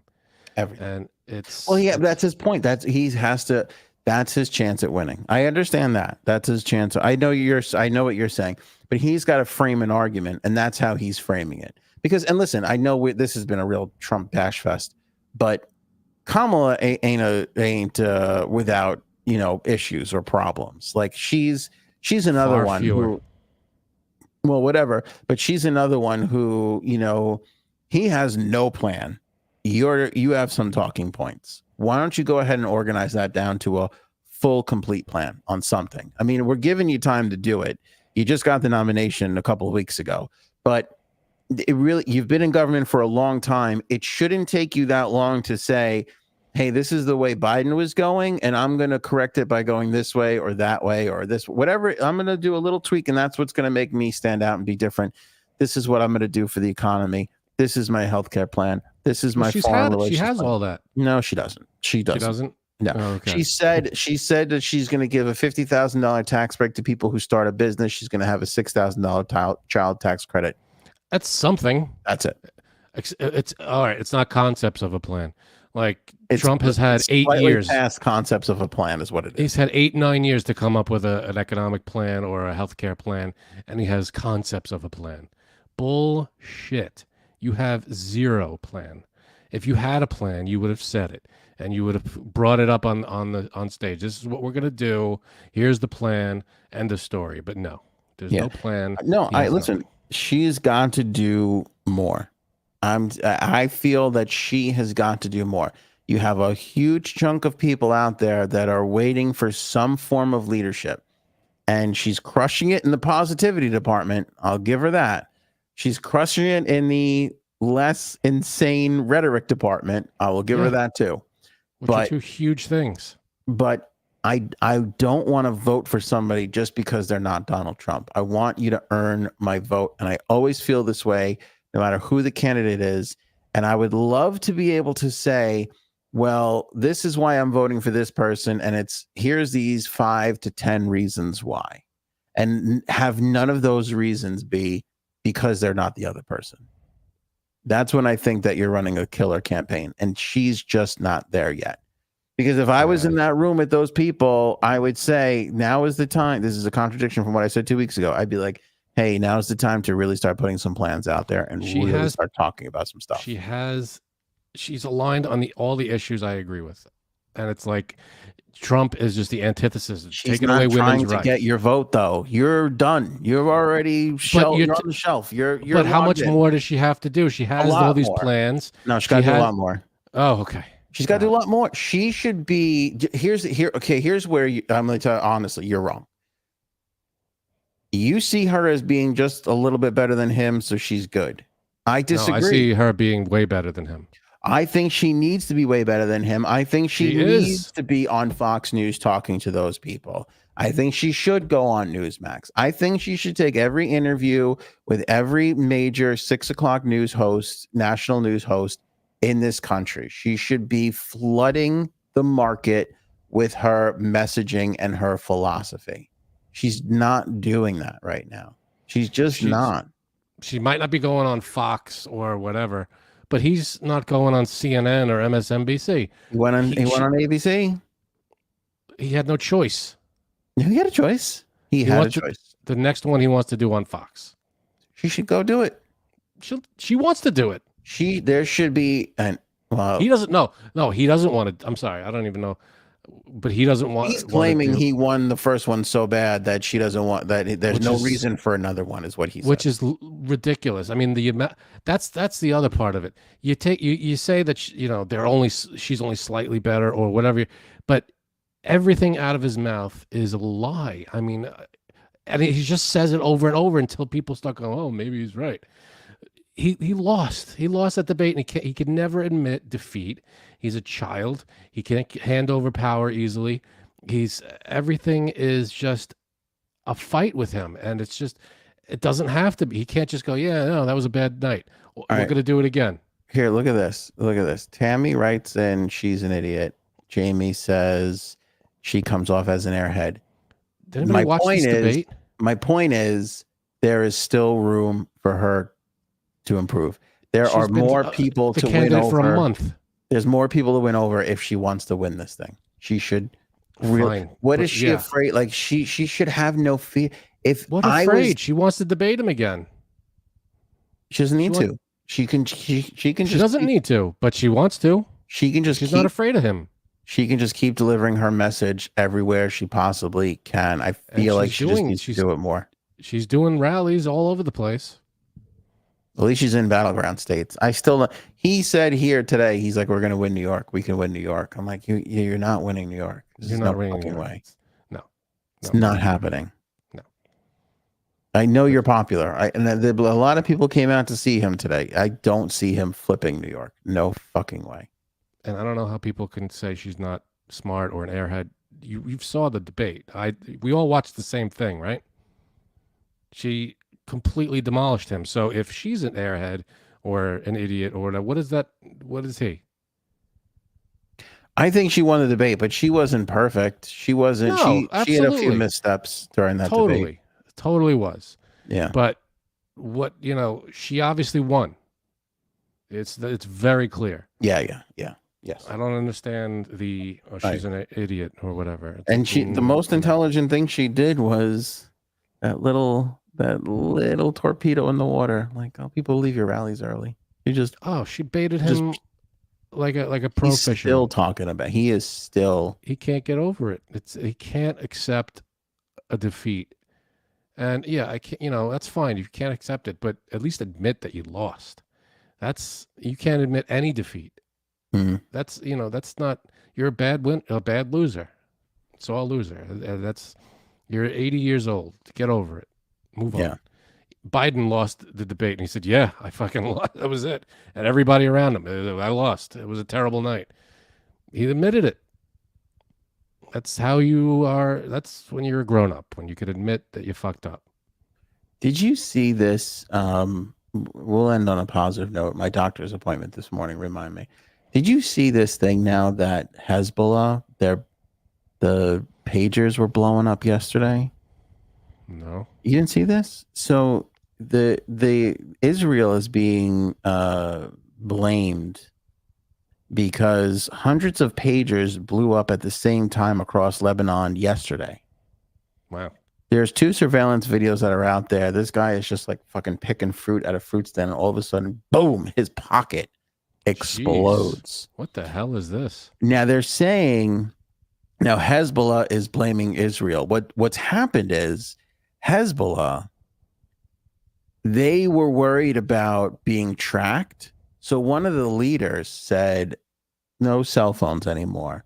We're going to kick it back old school so we can't be tracked. Go to pagers. So they all go out and buy these pagers. I don't even know how this is possible. I haven't seen anybody report on this, but somehow. So where'd you see this? Well, it's all over the news. So then how have you not seen anybody report on it? No. I mean, this part of it. I don't know. I don't know how this got accomplished because Hezbollah is blaming Israel. There's been reports that it's like, oh, it's definitely Israel. Like, the people in the know, if in the whatever, and our government are like, we're pretty sure it's Israel who's doing this. But I don't know how Israel knew that this command was given out to go buy pagers instead of cell phones, and how they figured out a way to put a bomb in each one of them so that they would go off, and they coordinate this all at the same time. Hang on. Today, moments before the podcast, walkie-talkies started blowing up. So what the hell? Yeah, there has been this whole campaign, reportedly from Israel, not confirmed. Somebody, though, has figured out, let's put bombs in this old technology like pagers and walkie-talkies, and they're all just blowing people up at random. Jeez. It's fucking crazy. What the hell is that? It's crazy. Insane.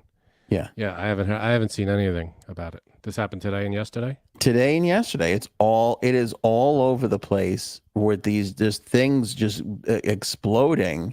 Let me give you an update on, let me see. I got an update here. The walkie-talkies.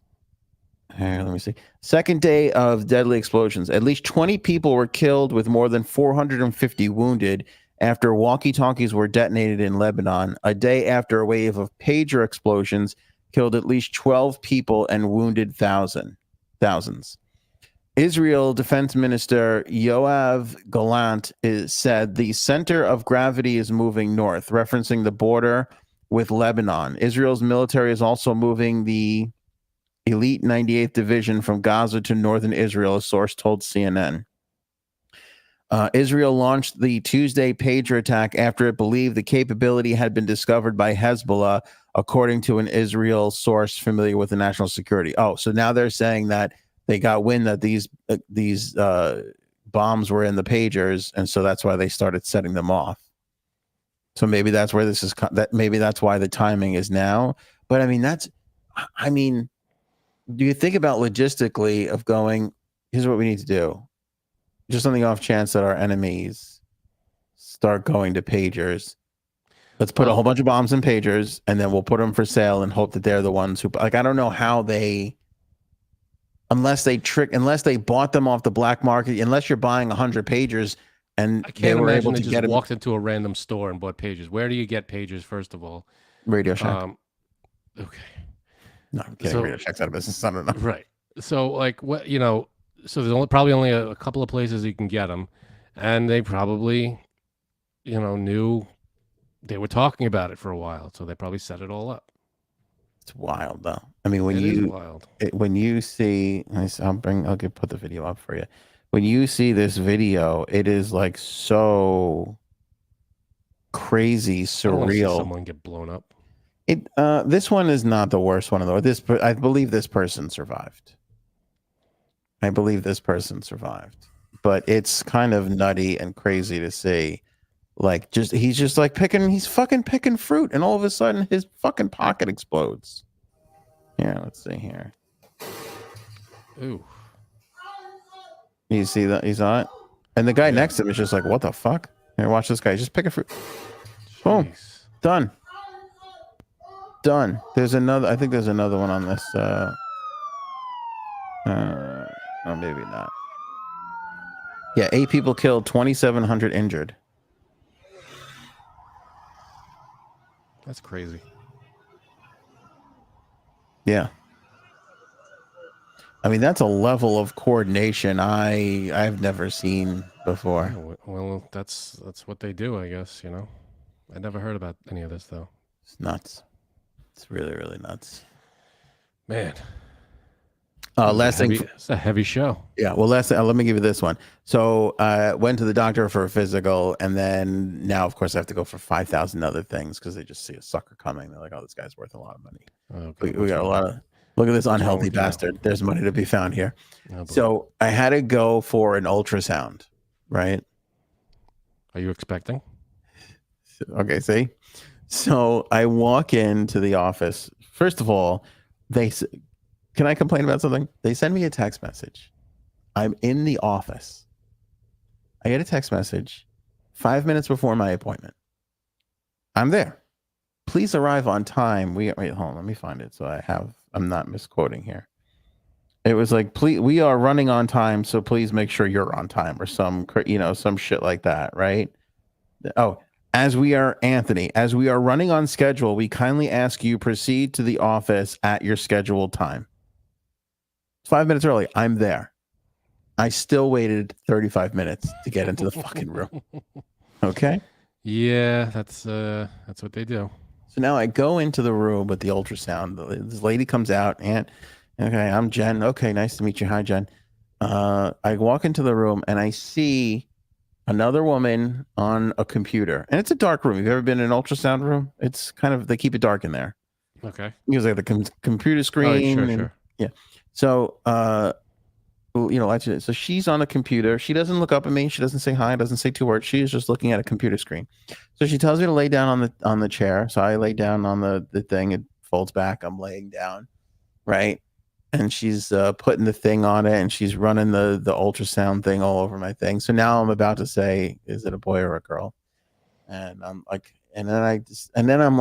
then I start to get consumed with, wait, did I see a woman in the chair on the way here? Because now I'm looking straight up and I can't really turn too much. And I'm like, she's not typing. She's not like clicking a pen. Like, it's just, I'm like, is she still in the room? And it was very like Pulp Fiction-esque when they bring out the guy, just to watch, in the back of the, Okay. In the thing, they bring out the guy with the mask and everything, and he just fucking stands there and watches. It had that vibe. I'm like, is this person still here? Because then she made me turn over and to get she put me on my side so she can get my side. And then I had to flip over again. And when I flipped over to face her, I saw the girl there, and she's just like sitting at the computer, looking at the computer. And I'm like, what is happening right now? Like, why isn't she moving or making any kind of noise? Anything? Was she a ghost? Because that's what I started in my mind. When I was facing the other way, I'm like, was I dreaming that there was a person there? And it's just like, I'm like, did she walk out of the room and I didn't notice? And I can't turn around. It was very, very strange. So I go, so she's wrapping it up, and I'm facing her now. I'm on my side, and I go, be on it. I go, you're very fast with that, because she's like, beep, beep, beep. She's got the thing, and she's like, she's working the thing on me with the gel and everything, and she's like, click, click, click, click, click, click, click, click. It's like snap, click. She's taking all these pictures and stuff.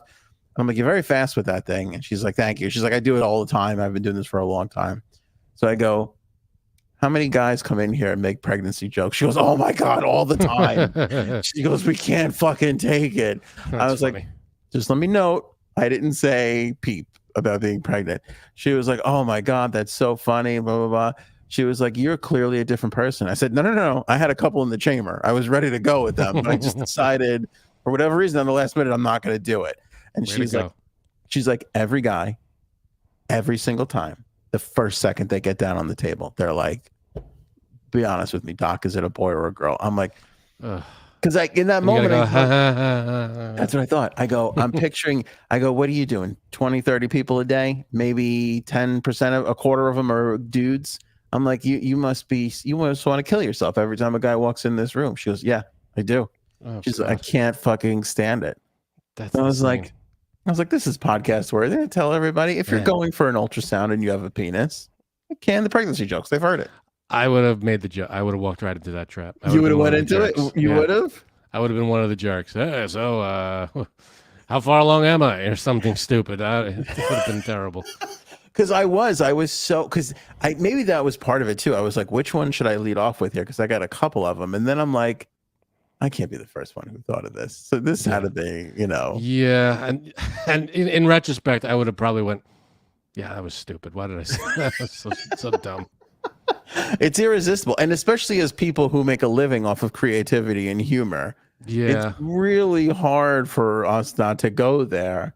So it was, I have to be honest with you. It was amazing self-control. I'm proud of you. I'm proud of you amazing. for exercising that level of self-control. Way to go. I think it was my comedic masterpiece, pointing out that I didn't do it rather than doing it. Wait, good job. I mean, You made that person's day. I think I did. I really, and it was, I believe, her first appointment of the day, and I think I really made her day. Way to go. I'm proud of you. Yeah, I was proud of me too. Thanks, buddy. Someone appreciated her plight. And sympathized with her.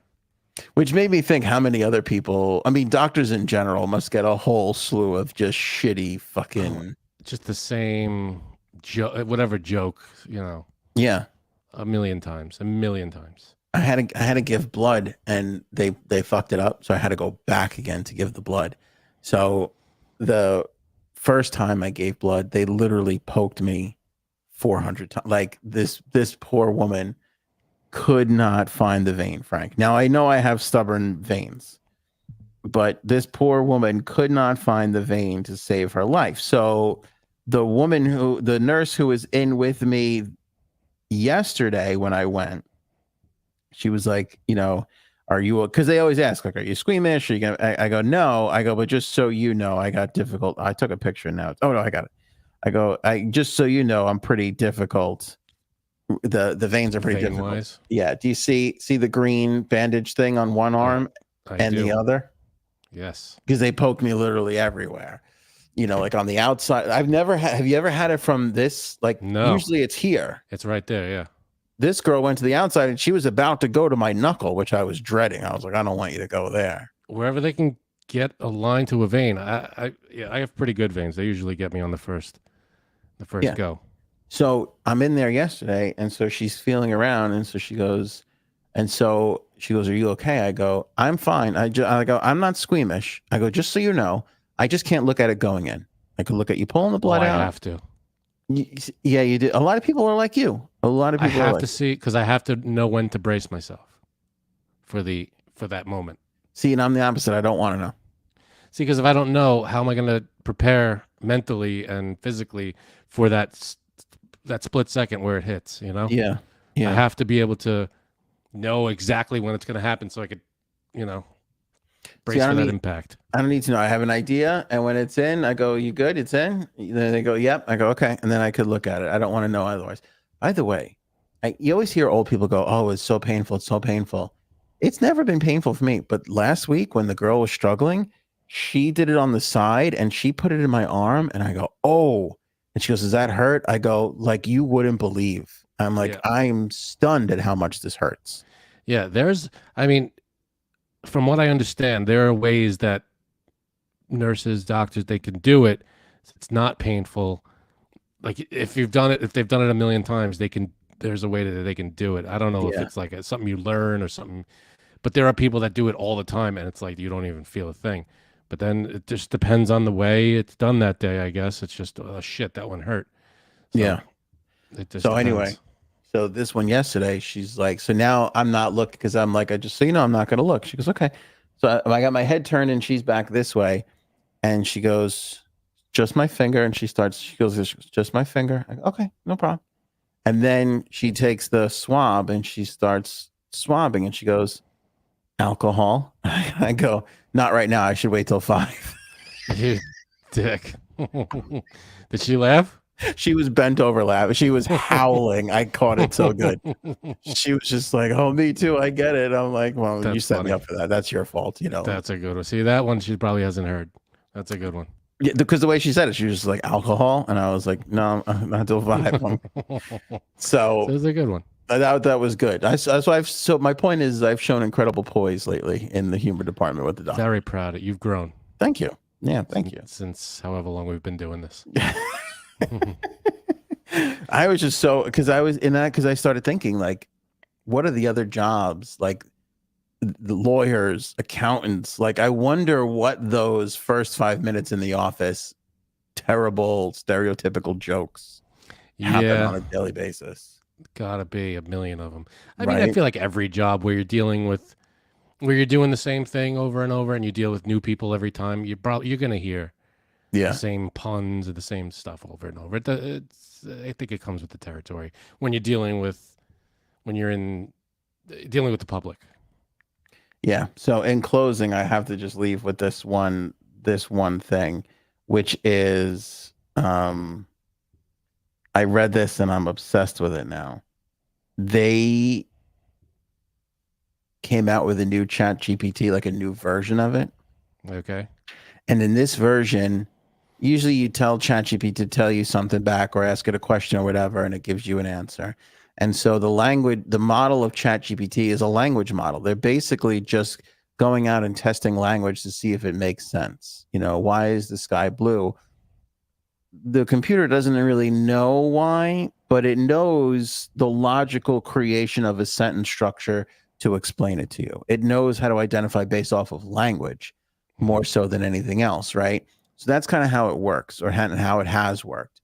This latest update now takes what you're saying and gives the answer, not to you yet, comes up with the answer, and then questions itself on whether or not there is a better answer. And then so that goes out a million times in its, computation. And then that's the answer that comes back. So AI has figured out a way already of bettering itself based off of what you've asked and your probable response would be, and has shortcut around that to give you that second updated version based off of what it thinks you're going to respond with. Dude. Now that's a level of, because it ties into this joke, right? If you could go to an office, like if you go to your accountant's office, knowing full well what those first couple of questions are going to be or bad jokes are going to be, like how much better would our world be if we got some of that shit out of the way right away? Like if you knew we could skip small talk, we don't have to talk about the wet, like we can just get right into it. Yeah, no, I got you. I hear you. It would be a lot better, but it's such a weird. Like it wasn't Chat GPT finding the best answer already, but now it's not only the best answer, but it's predicting what your response is going to be based on how you've responded already to other things.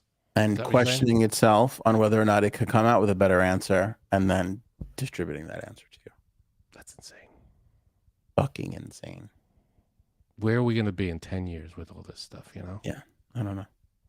I'm still waiting for robots. I want, a human-looking robot. Let's see one walking. Can you imagine just walking down the street and it has that intelligent AI, a capability of that, thinking ahead kind of way of thinking. That's going to be insane and scary. Yeah.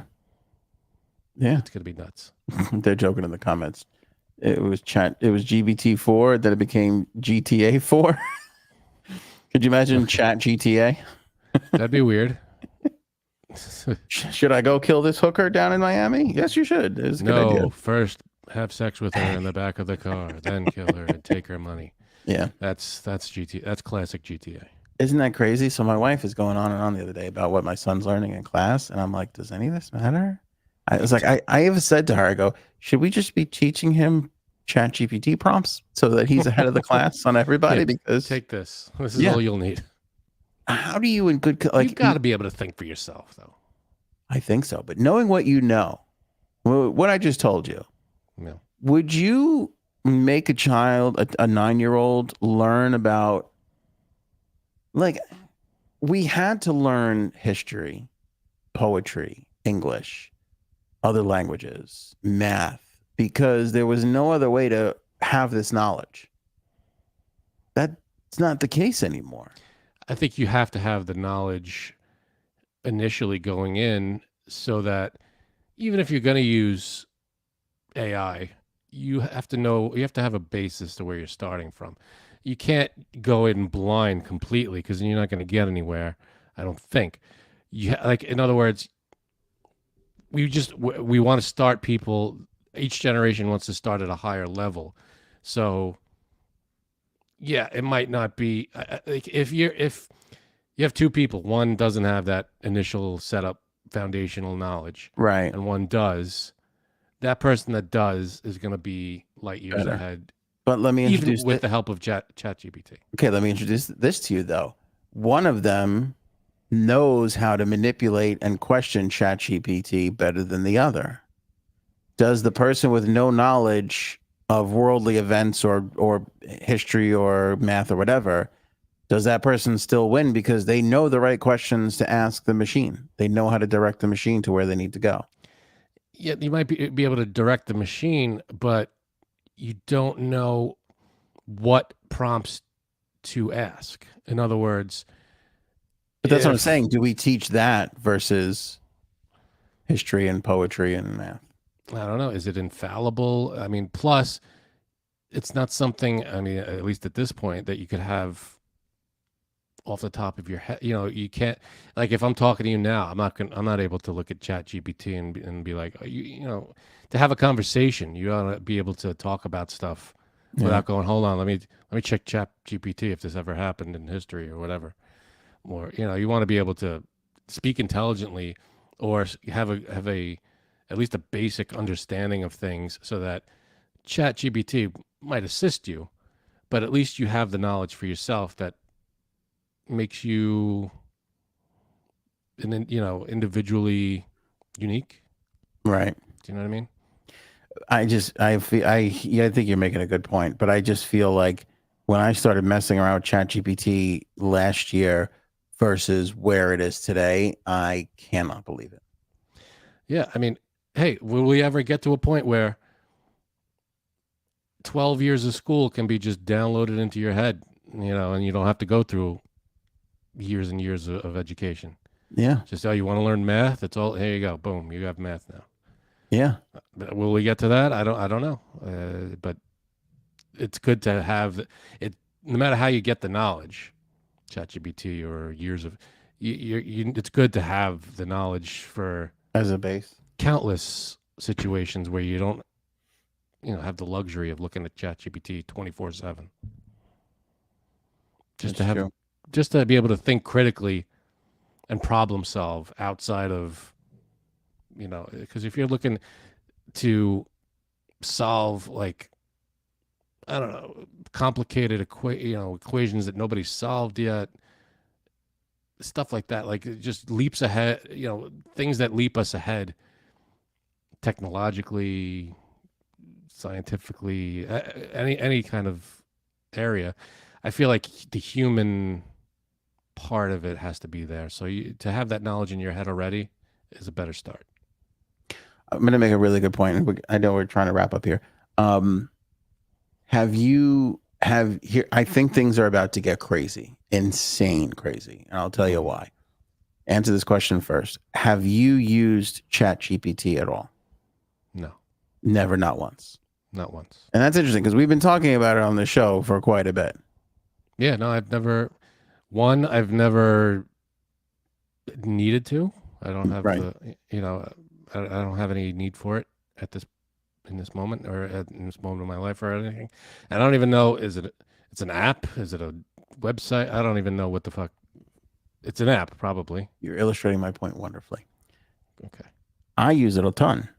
My wife, who's taking over the PT, whatever the fuck in the school, right? Is like, she's got to do all these things now. So I keep telling her, I'm like, you should put it into chat GPT, blah, blah, blah, blah, blah. I need a social post to get people to buy the cookies at the bake sale. Put it into chat GPT, see what they say. 2 days ago, yesterday, she's like, holy shit, this is pretty interesting. Like, and I've been talking about this for the longest time. So it took a bit of convincing to get her on board. You've been hearing about it for a long time. You still haven't tried it. I bet you if I poll the live audience right now, I bet you 60 to 70% of them have tried it once or less. Yeah, I just have no need for it. Right. But the reason why I feel like we're about to change is because they're putting ChatGPT into the iPhone. So Apple Intelligence, they're going to try and come up with stuff based off of the ChatGPT model. And if they don't have it, if you go, hey, Siri, tell me that they don't have it, they're going to go to ChatGPT for the answer. Mm-hmm. Google is doing this. They're getting to the same point. Once it reaches from, is it an app? Is it on the thing? Do I go to the website where it is right now, which is you're totally justified. Everybody is like you. Once it goes from that to, oh, it's just a button on my phone. It's just an app on my phone. I think that is when everything changes. Everything changes. Yeah, but again, I have no need for it. I'm not writing reports. I'm not coming up with now. Yeah. No, but like if you want to know, when the last time Metallica did this, Orion, I can't just Google that. Try it. You want a fun experiment? Google something and then ask ChatGPT, and you'll see the difference immediately. By the way, Google is introducing AI into their search. So I don't know if you've seen it, but if you Google something now, it'll be Gemini results will come up. That's their AI. And those results are 1 trillion times better than the old, because the old Google is based off of articles and SEO scores, search engine optimization scores, all that shit. This is based off of artificial intelligence, really, truly finding your answer. So if you Google, when was the last time they played Orion and how many times have they played it in the last 20 years, you might be able to find the answer in a couple of different articles. This just goes, oh, the last time they played it was January, blah, blah, blah. And they've played it. It will do all the research for you and find out. That's the difference. Excellent. So it's kind of, it's kind of nutty. But I'm thinking to myself, like, what happens when we hit that level where everybody has it? Because I had this thought this morning of my fantasy football team. I'm like, I wonder if I asked ChatGPT, here's the parameters of my league. Is that cheating? Is it cheating? Is it cheating to say, go out and research the top 100 fantasy football experts and give me a consolidated consensus on who they think is the best possible lineup for my thing? Right. And then I started thinking, this would be great if I can get the advantage on everybody in my league and win. And then I started thinking, what if everybody's doing this? And now we all have the same fucking lineup. Everybody's using the same thing. Yeah. Well, what if you ask ChatGPT based on history? I don't even know if it would work this way, but what are the lottery numbers? So the odds that the lottery numbers is going to come out this way tomorrow. I'm going to do this the second the show ends. That might be the greatest thing you have ever said. Okay. Could ChatGPT based on history of this is how many times this number's come up, or this is, I don't know how it would figure it out. It's all random, I'm sure, but it is. It is. How would it? But predicting the odds of a number patterns, coming up, even patterns of randomness, could it do that? I don't know. Because if something's truly random, then you can't predict it. It's unpredictable. But odds are, it has to give you the odds of what? No, I don't know. Because each number has an equal odd to come up. Right. So it might not be. It might not be predictable. It's an interesting experiment. I'm willing to put $100 or $200 behind to see what happens. Let me know how you do. Yeah. You're in the best seat because it's not going to cost you anything. But I'm going to waste some money on this and see. Good luck. If it's true. That's interesting. Can it predict? What other things can you bet on that? I mean, I guess sports, horse racing, maybe. But a lot of that stuff is unpredictable based on because you're not betting on an algorithm. You're betting on chance or human interaction. And so you can't. It's hard to predict human You can't. Yeah. I don't know. I don't know, but you've just rendered me not being able to fall asleep tonight. That's for sure. I'm going to be thinking about this all day. You're welcome. Thanks a lot, man. No problem. Pick up Oval, everybody. Oval is a great book written by Aaron. It's available on Amazon. Link is in the description below. Digital download or hard copy. Wonderful. Are we getting an Aaron appearance, BT5, on the Friday show? I believe so. Awesome. Yes. Fantastic. Come back for that. If nothing else, come back for Erin C. She'll be here with us on Friday. Have a great Thursday, everybody. Show me potato salad.